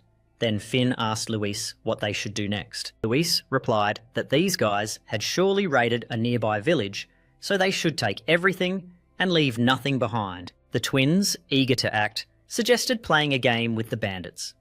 Luis, confused by the suggestion, thought maybe it wasn't a bad idea. If they were going to rob the bandits, it would be more profitable to raid their base. The leader of the bandits turned to the others and demanded to know why they were just standing there. He saw Luis raise both hands in surrender and said they would follow quietly as long as no harm came to them. They kept walking, and one of the bandits told his leader the kids seemed suspicious even though they were being kidnapped. They looked strangely calm, as if they were just out for a stroll with no worries. The leader asked what they knew, and they just said they needed to make the most of this, possibly by selling the kids as slaves. The third bandit pointed out that finally they had reached their destination. In front of them was a large double door. Upon entering, Luis noticed the intricate craftsmanship of the walls. Something he had only seen on his father's estate. Could this really be the bandits' hideout? The burly bandit laughed and said the hideout wasn't much. It was all built by their boss. Luis asked more about the boss, but the bandit was about to answer when the leader hit him, scolding him for speaking so carelessly. The bandit apologised, and the leader ordered them to take the kids and lock them up in the prison. Finally, the 3 were locked up in a dark, damp cell. Luis turned to Finn and asked him to come out of hiding. In his shirt, as he came out, Luis told him to thoroughly search the place for anything valuable. She agreed and quickly started searching. Can and Cammy sat defeated, wondering if they would ever get out of there. Luis told them to wait quietly until Finn returned. Once he did, they could have some fun. He was sure this had to be the bandits' hideout, and not doubting they had treasures hidden somewhere. The excitement of the moment was palpable. Meanwhile, the bandit boss Pablo was forging something elsewhere in the hideout when the bandits returned, announcing they were back. Pablo, who seemed to be the leader, asked the man if they had gotten much loot. The man shook his head, explaining that lately monsters had been scaring travellers, so they hadn't had many chances for raids. However, they had caught 3 kids who seemed to come from wealthy families. they could make a good profit, demanding ransom or selling them as slaves. Pablo smiled, clearly pleased with the idea. Good job, he said, but he wasn't sure they should do that. If they did, they'd end up losing control of the money. Better to sell them right away. While Luis and the twins rested the man, and Pablo went to see them, Pablo looked at the kids and commented they really did seem to come from good families. Luis observed Pablo closely, noticing he was incredibly strong. With that level of power, he had to be at least rank 3 or higher. He didn't seem like the type to lead a bandit gang in a place like that. All the bandits felt something strange about Luis. He noticed their discomfort and decided to address it. He turned to Pablo and cheekily called him Chubby Uncle. Pablo, confused, asked if he was talking to him. Luis smiled mischievously and replied, "Who else around here is chubby?" Then he asked Pablo his full name. The man next to Pablo got angry, questioning Luis's audacity, wondering how he dared speak like that without even knowing who he was talking to. Pablo simply gave his name. The man, still irritated, asked why Luis was acting so disrespectfully. Suddenly, he felt a chill run through his body and wondered if he was catching a cold. Confused, he asked if Luis meant something else. Luis, noticing he had taken the bait, Pablo fell silent. As he left, he told the man to take care of the kids. Then he went to rest. Luis shouted for him to be careful and that he'd see him later. Pablo quickened his pace and the other man yelled for them to go together. After a while, Finn returned. Luis asked how things were outside. She replied that the warehouse was empty, and instead of finding treasure, she thought the bandits might be starving. Luis realised they were ruined, and that coming here had been a mistake. But he remembered, hearing that people are the true wealth, even in ancient times. Finn asked what that meant. Luis just shrugged and said it was nothing. Then he praised her work and said he'd be heading out. For a moment, Finn, surprised, asked if she couldn't go with him. Luis shook his head, telling her no, that once the twins woke up, they'd cause trouble and that he'd be back soon, so she had to stay and watch over them. Although Finn felt disappointed, she agreed to stay. Luis easily broke the cell door with a single move and smiled, wondering if they were really going to catch a bunch of fools. Meanwhile, Pablo rested in his room, feeling much better. He wondered who that guy was, since he had never experienced anything like it before. It felt like facing an unbeatable monster that paralysed his entire body. But then he decided not to overthink it. He thought that maybe he had lost his edge after so long without action. Just then, Luis appeared, asking what was so funny. Pablo was surprised to see him out of the cell. Luis waved his hand, greeting him again.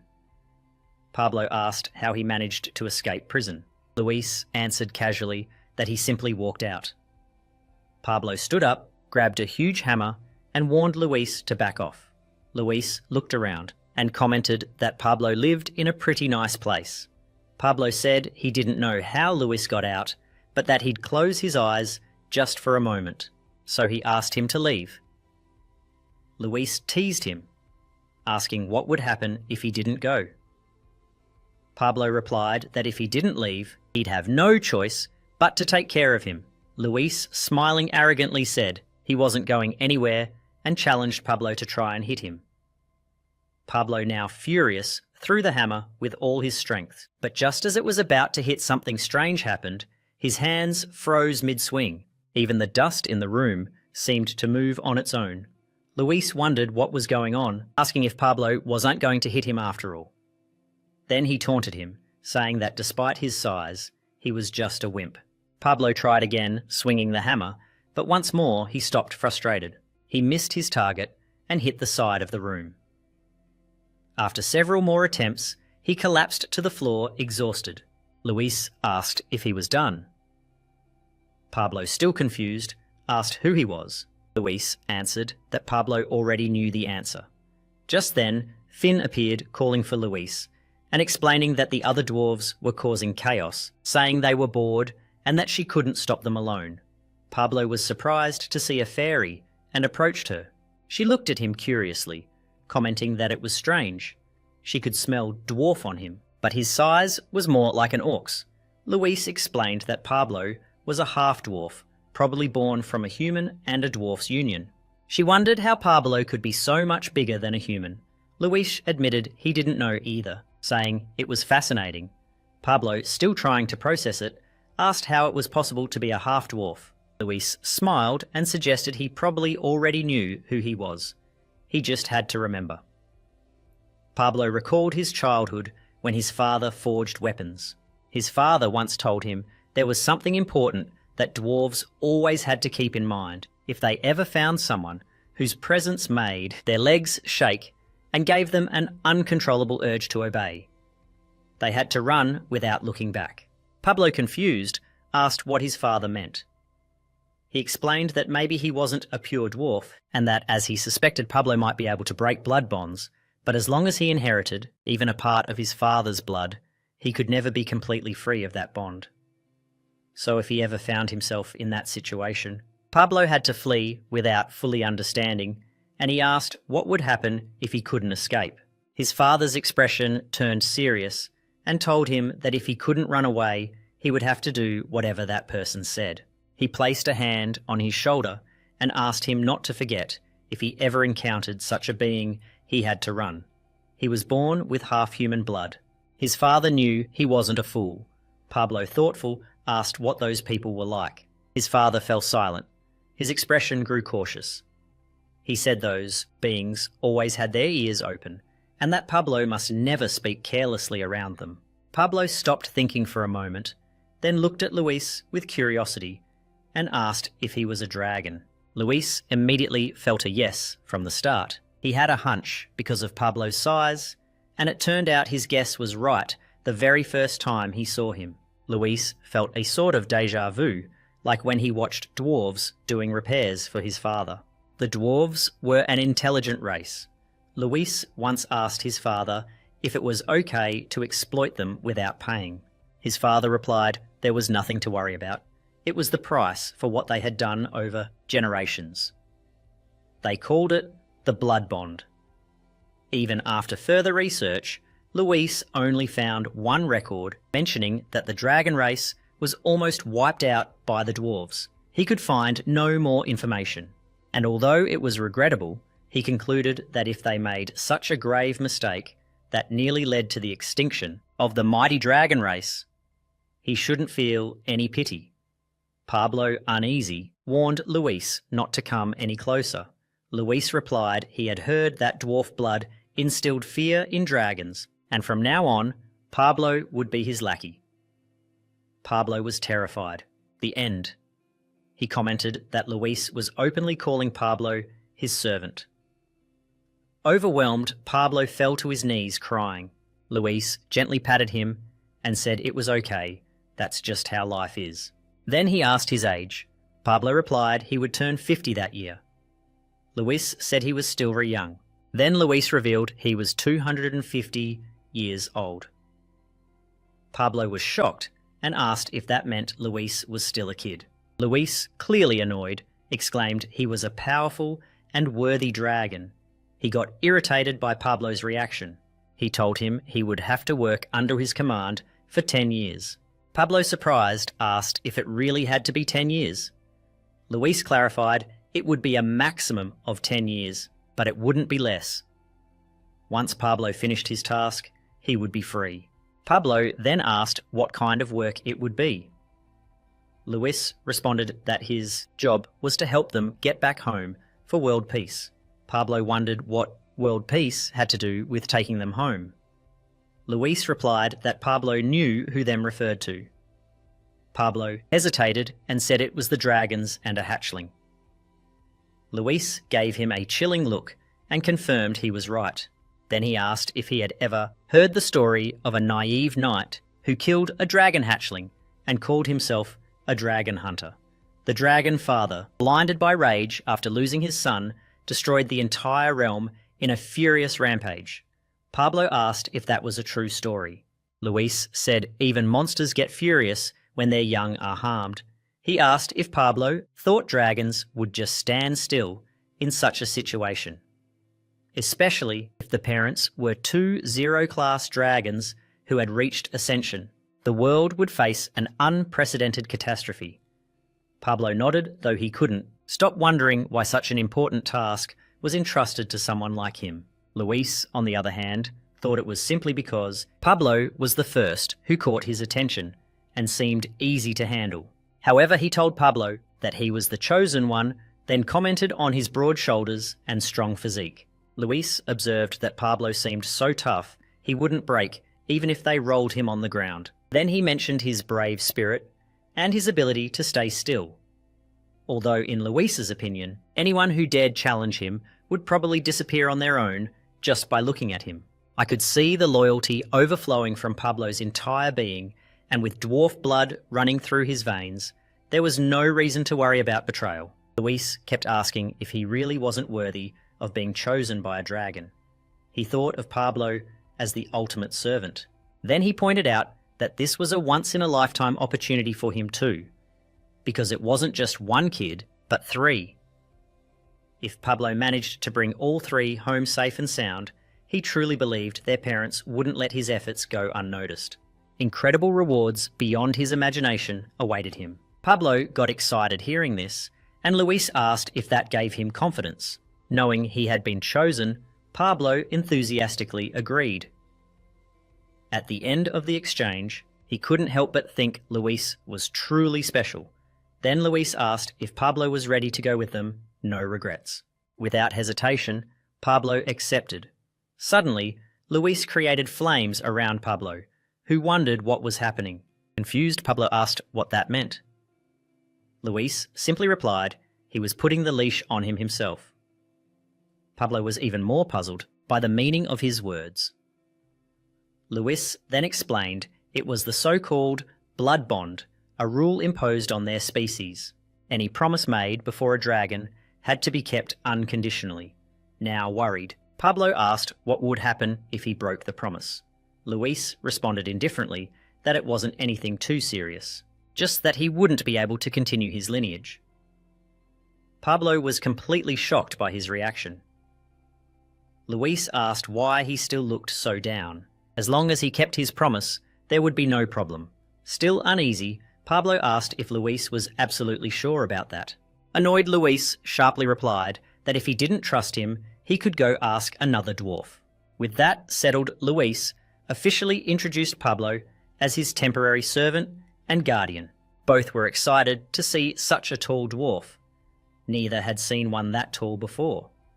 Curious, Luis asked how he grew so much being a half-blood, since he shouldn't have reached such a height. Pablo nodded and explained that when he was young, he was actually smaller than his peers. He believed it was around age 20 when he ate a strange fruit, shortly after he was sick for 10 days. But when he woke up, he was noticeably stronger and much taller. Intrigued, Luis immediately asked what kind of fruit it was. Pablo answered it was a weird-looking fruit, shaped like a bone. Curious, Luis got up and searched through one of his books. After flipping through a few pages, he finally found an entry on it. He showed the illustration to Pablo and asked if it was the same fruit. Pablo looked carefully and confirmed it was indeed that one. Luis had a thought cross his mind. If eating that fruit could make someone much stronger and taller, then maybe he could use it to surpass those twins who always teased him for being smaller. Just as Pablo was about to leave, saying he would inform his subordinate about his departure, Luis suddenly stopped him and told Pablo that going home would have to wait. The top priority now was to find that Grobik from chapter 23. Just then, the twins arrived and asked what that fruit was. Luis, thinking it was part of his plan, decided not to tell them. However, Pablo stepped in, saying there was a small problem. When Luis asked what it was, Pablo explained that the area where the tree was had been taken over by a group of snow orcs, making it hard to get close. Luis, confused, told Pablo to stop talking nonsense and just lead them to the tree. He would handle the rest. They all headed to a cliff, where Pablo pointed to a small village below. Luis asked if the tree was there. Pablo confirmed, explaining it was the orcs' camp. It wasn't very big when they first settled, but over time the orc numbers had grown to over 100. Luis then asked where the fruit was. Pablo hesitated before replying, saying it was probably in the centre of the orc camp. Luis, shocked, asked if the orcs had already destroyed the tree. Pablo reassured him not to worry because the location of the tree was actually inside a hidden underground cave. He had discovered it by chance, so the orcs would never find it. Luis felt relieved hearing this, and called the twins, telling them to get ready to start the mission. The three of them used the cliff slide to go down. Pablo suddenly asked them to wait, explaining that the snow orcs were several times stronger than regular orcs, so they needed to make a plan first. Finn interrupted, saying there was nothing to worry about, despite how young the twins looked. He was sure Pablo didn't see them as just kids. He pointed out they only needed to watch to understand why dragons were praised as the most powerful beings on Earth and feared by everyone. When the three launched the attack, the orcs were terrified at the sight. The twins sprang into action, cutting with their swords and killing several orcs, while the others fled. Can wondered aloud where everyone was running to. Finn told Pablo to pay attention to what was happening. Pablo, stunned, commented that if dragons really had unbeatable power, then the snow orcs wouldn't be the type to run away so easily. Finn explained there was a saying about the red dragon, and that the orcs were exactly like that. Even if violent, the mere presence of a supreme predator before them made them want to submit, driven only by instinct. Pablo was in shock, unable to fully grasp the power of what he was witnessing. Finn continued, explaining that the fear dragons emit causes creatures to lose all will, succumbing to terror just by facing them, something very similar to humans.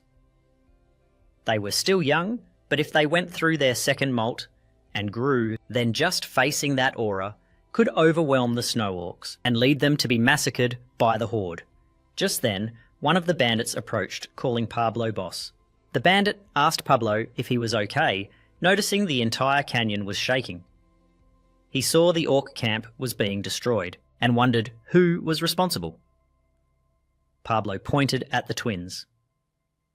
Luis, using his explosive attribute attacks, attacked the orcs, while the twins unleashed a lightning whirlwind, cutting down the orcs. The bandit, stunned by the scene, was completely speechless. Then he asked if Pablo already knew about this. Pablo confirmed it was what he had imagined. Hearing this, the bandit happily praised him, saying it was no surprise that their boss recognized their true power, since talented people always recognize each other. Pablo told him that was right. Finn kept watching the scene, while Pablo explained he had asked the guys to take care of the snow orcs. The bandit, still shocked, asked what was going on with those monsters, what kind of kids they were. Finn, irritated, got mad hearing them called monsters. At the same time, Pablo also got angry and yelled, asking how the bandit dared to talk about them like that. Finn, exasperated, gave Pablo a slap and asked why he always repeated everything she said. Pablo quickly apologized. The bandit called Pablo again, and he explained that since they weren't ordinary people, they shouldn't be taken lightly. He reminded the bandit to take good care of them. The bandit was completely confused by Pablo's words. Just then, a giant orc appeared and charged at Luis with a powerful blow. Luis easily blocked it and counterattacked with a heavy punch that sent the orc crashing into some rocks, killing it instantly.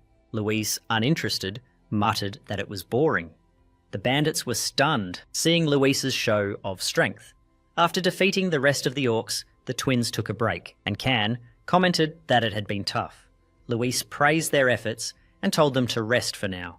He mentioned he would head somewhere else for a bit, and asked them to take it easy while he was gone. Then he looked at Pablo and the other bandit, and said Pablo should already be running toward him, wondering why he was still standing there. As he turned to leave, he told the bandit to stay put, that he would go check something out. The bandit asked if he should come along, but Pablo intervened, asking if that was really necessary. The bandit gave up and told Pablo to go ahead. Pablo approached Luis and asked if he had called him. Luis asked where the grapefruit was, but Pablo didn't understand. Luis, impatient, repeated the question, asking where the grapefruit was. Pablo looked a bit confused. He took Luis to the town centre, where the cave was located, and explained that if Luis entered through the entrance and walked a bit further, he would find it. Luis asked Pablo to stay behind, saying the entrance was just ahead. Upon entering the cave and moving forward a bit, Luis found a glowing tree. At first, he got excited, thinking he had found what he was looking for. The grapefruit was there, and Luis felt euphoric, imagining how tall it would grow. But as he got closer, he realised the fruit was small, clearly less than half the size it should be. According to the book, it was clear the fruit wasn't fully developed yet, and it would take at least 200 more years to fully mature. Luis sighed in disappointment, thinking that if the fruit was immature, its effects would be significantly reduced. He wondered what he should do with it. He left the cave and found Pablo waiting outside. Pablo asked if he had found what he was looking for. Luis confirmed the tree was there, but he explained the fruit wasn't ripe yet. Pablo asked what he planned to do now. Luis, frustrated, replied what else could he do? He'd have to wait until it fully ripened before he could eat it. Pablo then asked what would happen if someone else stole the fruit. Luis responded threateningly, saying, "Let anyone try."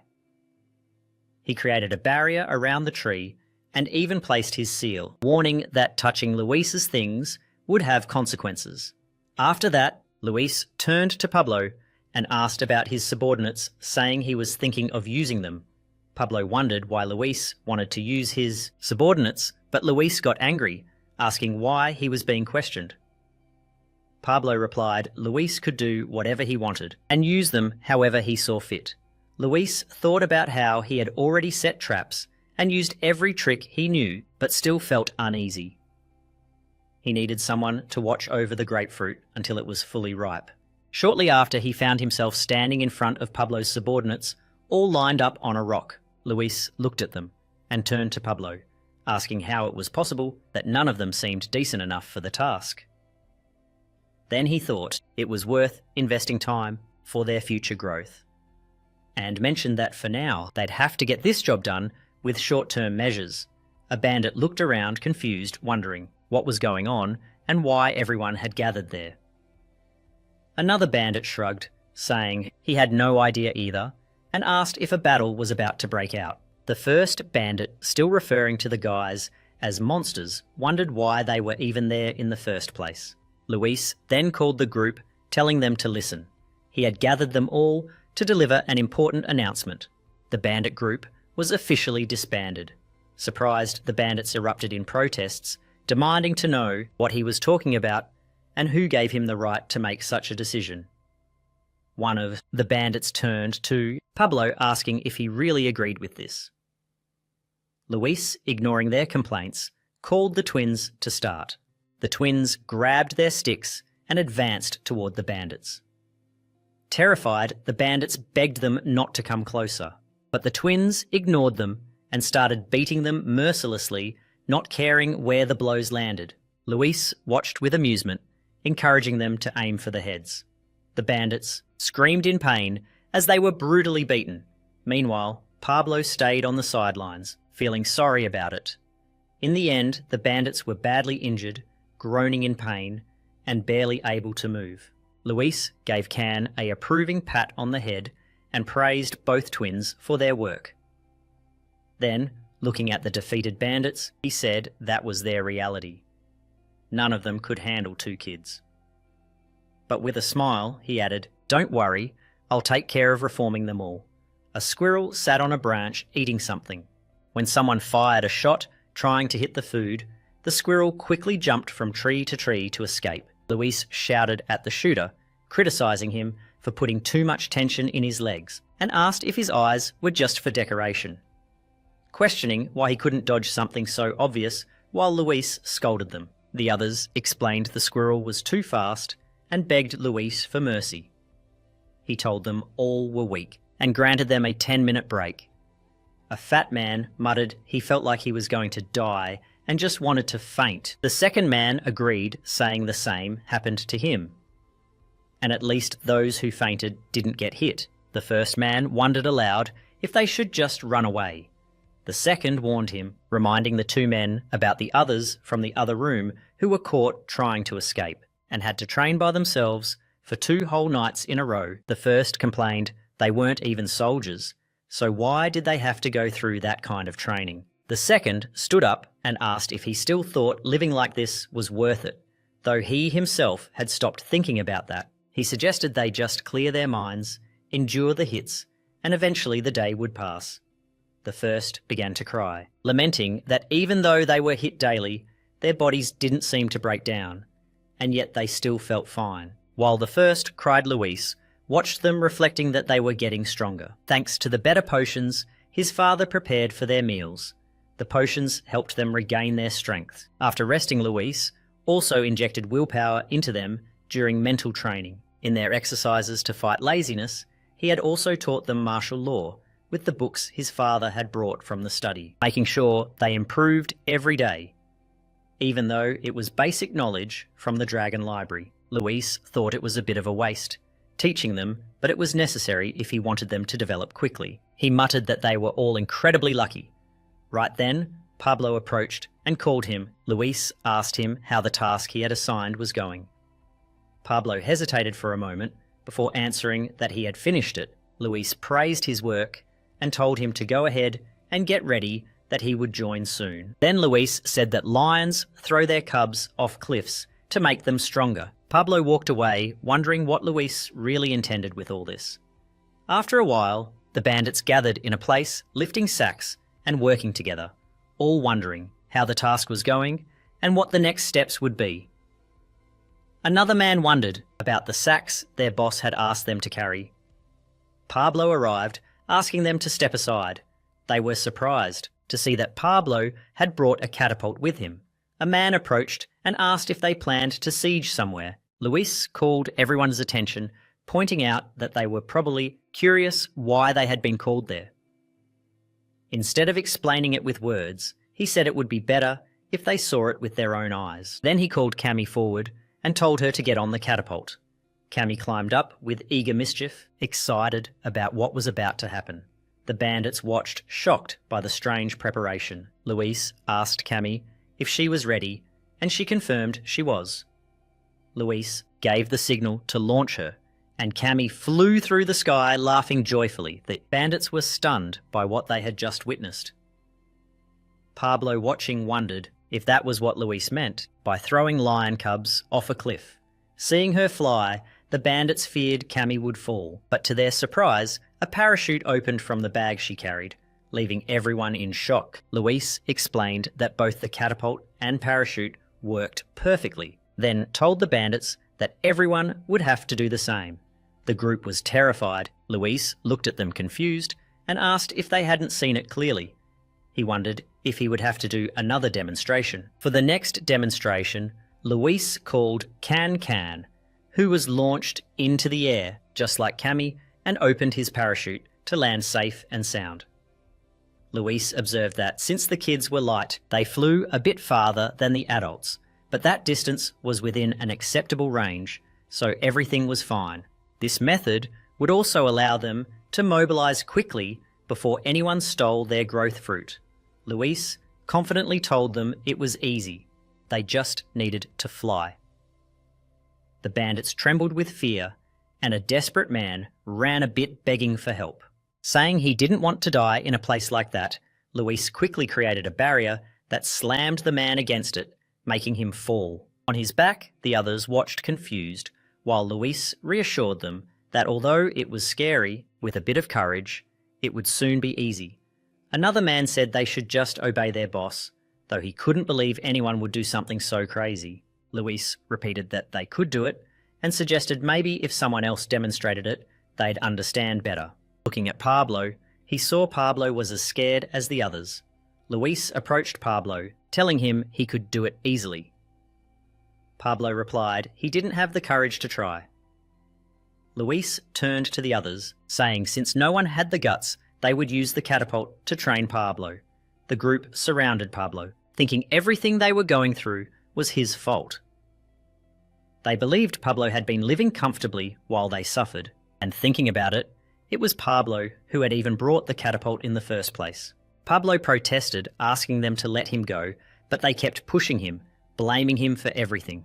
They took him to prepare, and he kept begging them to leave him alone, but they didn't listen. Finally, when Pablo was launched, Luis, watching from a distance, realized he had been worried about Pablo's size, but surprisingly, he flew better than expected.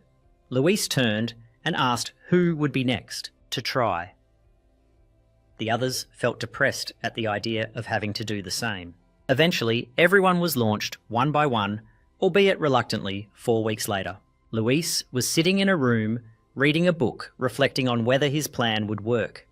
Although the basic techniques book was excellent, it only covered the basics. If skilled people showed up, they could easily steal his growth fruit. To prepare, he needed to teach them advanced martial techniques. The only advanced martial arts book he had was the Hero King's Martial Arts book. But the problem was that the technique theory was so complex that even Luis struggled to understand it, and he didn't have enough time to master it himself. So he had to find a suitable advanced martial techniques book. While thinking about what to do, suddenly the door opened and Can and Cami entered, surprising him. Cami asked about the martial arts book, wondering if Luis was studying it, but she didn't find it funny. Luis asked if they had ever seen a martial arts book like that. Both replied there were many books in their father's study room. Then Luis asked if they had memorized any. Cami said she had memorized 5 and Can said he had memorized 10. They started arguing with Cami, saying she knew 20, and Can replying he knew 100.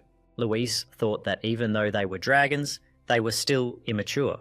However, there had to be some useful advanced books. Among those, they had memorized. Instead of arguing, Luis suggested they write down what they remembered so they could compare. Cami asked why they had to write it down, and Can complained that writing was a pain. Luis noticed they were more interested in arguing about who knew more, so he proposed writing everything down and seeing who could record the techniques more accurately. Excited by the challenge, they got to work immediately. While writing, Luis thought to himself that they were like little kids who quickly forget things. Time passed, and later, that same day, the twins returned arguing about who had finished first. They carried stacks of pages, and Luis asked if they had finished the task. He examined their work, thinking it wasn't just 1 or 2 books they had written, they had copied. So much so that he realised they contained the content of more than 11 martial arts technique books, and they had done it perfectly. Excited, they asked who had won, and the argument restarted about who had written more books. Luis calmly declared it a tie. The twins were confused and asked for an explanation. Cami said she had written over 6 books, while Can argued that the martial arts techniques he wrote were superior. Luis insisted once more that it was a tie, which left them both disappointed. Just then, Finn came in telling Luis that he had completed the task Luis had assigned him and that Pablo's work was almost finished too. Luis smiled and said he had completed it just in time. Then he realised he had found the advanced martial arts technique book he was looking for, and that it was time to leave. It was time to start preparing for the grand finale. 2 weeks later, all the bandits stood firm, saluting Luis. While one of them gave orders, Luis addressed the group, expressing his satisfaction with their instructor and congratulating everyone for their dedication, praising their effort for enduring the grueling 6 weeks of training without anyone dropping out. He acknowledged how hard they had worked, and maybe Juan was curious too. Everyone wanted to know why they had to go through such a brutal training process. Suddenly, a bolt shot out from him, making everyone gasp in amazement. Looking up, they saw a figure that looked like a god wielding a sword, leaving them wondering what was happening. The god introduced himself as Aquelos, the god of war, declaring that all of them had been chosen by him. They were stunned to be selected by Aquelos, a figure from ancient legends, the god of war who had fought chaos, creating demons with his sword and forming mountains from their corpses. The appearance of such a powerful being and his declaration of having chosen them filled them with awe. Meanwhile, Luis was controlling the illusion of Aquelos. The god of war reflected that the illusion, created using light refraction reflection and spatial techniques, was working well. He noticed a small flaw and asked the twins to fix it. They quickly solved the problem, promising to disguise it with a lightning effect. Luis thanked them and considered expanding the illusion's space so it would touch the atmosphere with a power attribute. Aquelos repeated Luis's words, declaring that these people had been chosen to prepare for an upcoming disaster and would become the light that shines through the coming darkness, and the sword that would condemn evil. Luis believed that was enough to fool them, and then used a mental technique to engrave those words into their minds, completing the deception. The people felt transformed, easily believing in Aquelos. Finally, perceiving his signal, he poured a potion over a small plant, recalling Luis's instructions, who had told him that every drop of the growth accelerator would make the plant grow enormously. Everyone present was amazed by the sudden growth of the giant tree, proclaiming it a miracle that they declared was proof of his promise to them, and then pointed to a large rock, stating it would be a test to prove their worth. Luis gave the signal to Pablo, who broke the rock with his huge hammer, revealing a cave. He announced that those who passed the trial cave would receive his blessings and rewards, causing cheers from the crowd. Luis knew the cave contained martial arts technique books, written by the twins, as well as carefully selected spiritual books. And he also knew passing through it would be a challenge due to various traps set by Pablo. Aquelos addressed the village as chosen warriors, promising that as long as the promise tree stood, he would return. He urged them to believe and wait, then disappeared. A man declared that Aquelos was the chosen one, and that all the hardships they had faced were trials for their selection. This announcement filled them with enthusiasm, since they now firmly believed they were the chosen ones.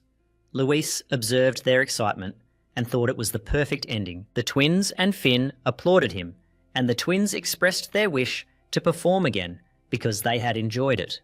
Luis thanked them, and Pablo noticed his happiness, along with the joy of his subordinates. He reflected that now they truly believed they had been chosen by the god of war. The tree and the whole area would become sacred ground, and they would be willing to give their lives to protect it, essentially becoming watchdogs. Then he wondered what his role was if they were watchdogs. Didn't that make him a dog tied up on a leash? He knelt, disappointed by the fate he thought awaited him. Luis called him, asking what he was doing and reminding him that they were leaving. Pablo got up, and Luis, along with the twins, left. The twins asked where they were headed and suggested going somewhere more fun. The scene shifted to the Silver Flower Castle, where Jan was worried about Luis's well-being. He wondered if Luis was eating well, and believed that no matter how important the succession was, Luis shouldn't be left alone. He questioned his father's absence, at such a crucial moment, wishing his father had handled things instead. Then he decided to set aside his worries. Despite the mountain of tasks he had, he reasoned that taking off for just one day wouldn't cause any major problems. Just as he made that decision, someone approached Jan and asked why he was in such a hurry. Playfully, they accused him of planning to run away, implying he was scared of his duties. Jan wondered what the man was talking about and why he was there. The man was Carlos Carney's father. Carney said he was just watching.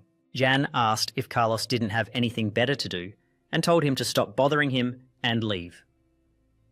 Carlos looked around and Jan asked why he didn't leave. Carlos looked at the orb and after picking it up said he came to entertain Jan since maybe he was bored. Jan replied that the one who was bored wasn't him but Carlos. Carlos looked at Luis's face in the orb and asked if Jan was worried about him again. Seeing Jan visibly sad, Carlos asked if he was planning to run away to see Luis.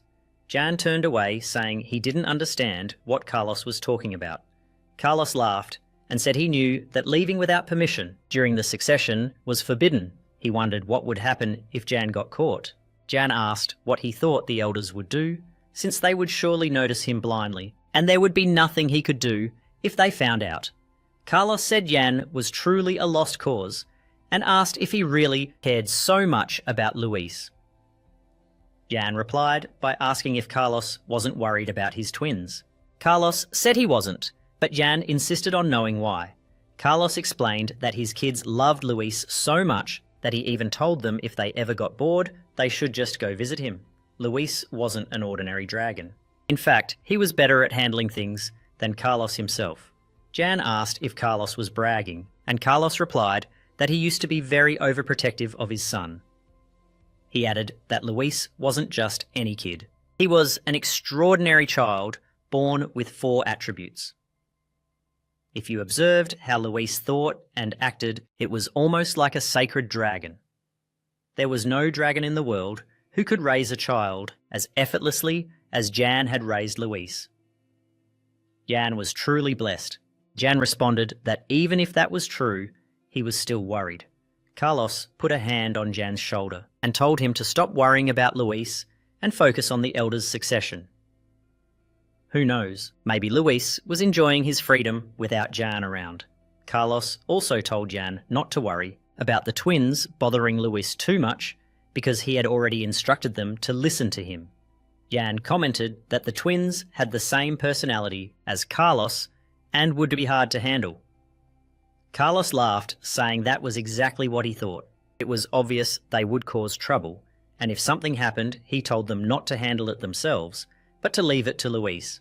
The twins might be able to handle things, but if it was Luis, he would do everything without problems. Jan started getting angrier at Carlos, and Carlos asked if that wasn't perfect for his training. Jan hit Carlos and shouted that Carlos wondered what was going on, as he would have blindly cracked his head open to see what was on his mind. He suggested that for now, he better conserve his attribute power. Luis was walking with his group. The twins kept calling his name, and he shouted at them to stop. Both responded with attitude, saying if they didn't call him, he would ignore them. Luis sighed, understanding their logic. He asked them not to call him anymore. They ran to hug him, but he asked for space, though they said they loved him a lot. Luis couldn't help but wonder what he had done in the past to deserve this. Just then, Pablo arrived with a cart pulled by a muscular horse. Pablo said he had done what Luis asked. Luis ran his hand over the horse, thanking Pablo for his effort, since the trip would now be more comfortable. Then he asked about the nearest port. To the west. Pablo thought for a moment and said that would be the closest, quite busy, due to trade with the autumn continent, so it should be easy to find a ship there. Luis asked how long it would take to get there. Pablo replied that if they travelled by cart, it would take about half a year. However, considering the frequent snowstorms on the way, the trip would be slower, so Luis should plan for about a year. Luis thought that was longer than he expected, and if unforeseen circumstances came up, the trip could take even longer. Then he asked if there was any way to get there faster. Pablo thought aloud, mentioning that on the winter continent, where heavy snow falls, carts pulled by horses were the fastest way to travel, and there was no way to cut down the time beyond that. Beyond that, Luis pondered, wondering if being stuck on the winter continent with no way to move for an entire year was really the only option. It seemed problematic to him. Pablo called Luis hesitantly, adding that he wondered if maybe it might be possible for Luis to contact the other dragons. Luis gave him a sideways look, and Pablo quickly apologised, saying he was sure Luis had already thought of that. However, Pablo suggested that if Luis knew any dragons on the continent, maybe he could ask one of them to take him back home. Luis considered this, realising there must be dragons hiding somewhere on the winter continent. If he could find one and ask, maybe they could take him. Then he sighed and said he didn't know any dragons. Pablo, confused, asked what he meant. Luis explained he didn't personally know any dragons. Then he turned to Finn and asked if she knew anyone, but she said she didn't know much about other dragons. The twins chimed in, saying they didn't know any dragons either. Luis commented sarcastically that he didn't expect much from them. He thought to himself that if only they could find another dragon, they could significantly shorten the trip back. But the real problem was where the hell to find one. Then he called Pablo and asked if he knew any dragon legends. Pablo thought for a moment and said he knew some, but they could pass through a city on their way west to gather more information. Luis smiled pleased with the suggestion and said, "That sounds great. Without further delay, let's go." The twins got excited at the idea of searching for another dragon. As night approached, the group kept travelling, and Pablo stopped at a spot, telling Luis it was getting dark and still far from the next city, so it would be better to camp there overnight. Luis agreed, and they lit a fire on the side to start frying food. When the twins saw the food, they said enthusiastically it looked delicious. Can asked Pablo when it would be ready. Pablo replied soon to wait a bit longer. After a while, he sprinkled salt on the food and handed it to the twins, who began eating eagerly delighted by how good it tasted. Then Pablo gave food to Luis, who, after tasting it, noticed it was incredibly flavourful and perfectly seasoned. Pablo thanked him for the compliment. Luis then asked Pablo to finish what he had been telling him earlier about a dragon that appeared in the Cast Tower. Pablo agreed and explained he had heard from a hunter in the city they passed earlier. About 20 years ago, a creature believed to be a dragon appeared in their village. Suddenly, Luis hit him with a bone, yelling at him not to say that out loud, or if anyone heard, they'd think they were friends with the dragon. Then he put his leg over Pablo's and asked if he wanted to see what a real monster looks like. Pablo, scared immediately, apologised. Luis said he had praised him once before, and now Pablo thought he was almost on his level, so he better say it again. Pablo, a bit insecure, explained that according to the hunter, about 20 years ago, a noble creature resembling a powerful dragon was seen in their village. Though it was the size of a house, its roar was so loud it terrified the entire village. Luis thought that with such vague information, its credibility was pretty weak, and it didn't seem different from rumours that had been circulating in recent weeks. Pablo agreed and added that the local lord had sent a large force to investigate and even hired mercenaries specialised in dealing with large magical beasts. Luis asked what happened next, and Pablo continued saying that since there was no news of the troops returning, it was assumed they were all wiped out. There were also ongoing reports of people disappearing on Tower Mountain, and now it was said that almost no one dared to go there. Luis thought that after a creature presumed to be a dragon was spotted and a large force sent to investigate also disappeared. That was very interesting, especially since they were heading west. There shouldn't be a problem extending the timeline, and considering the information Pablo had gathered, there had to be something there. However, Luis wondered if it wasn't a dragon, but another powerful monster capable of facing a large force. It could be like walking into a lion's den. He wasn't sure if it was worth the risk. Just then, Luis felt something approaching. Pablo noticed his change in attitude and asked what it was. Luis replied that someone was coming. Pablo grabbed his hammer, ready for the worst, and asked if it was a monster. Luis quickly denied it, saying it was just one person. Pablo said he'd handle it and headed toward the figure, shouting who was there and to show themselves already. A voice answered, saying it wasn't necessary to be so cautious. A man stepped forward, greeted them and introduced himself as Jacob Troubadour. He explained he was just passing through and noticing the light, decided to come closer. Luis found the name Jacob Troubadour familiar and wondered where he had heard it before.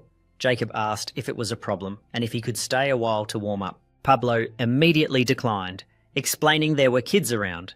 Jacob looked at the twins and said he understood if they felt uncomfortable with a stranger nearby. He apologised for bothering them so late and said he would leave. As Jacob started to leave, Pablo turned to Luis and commented that he had kicked Jacob out of the camp.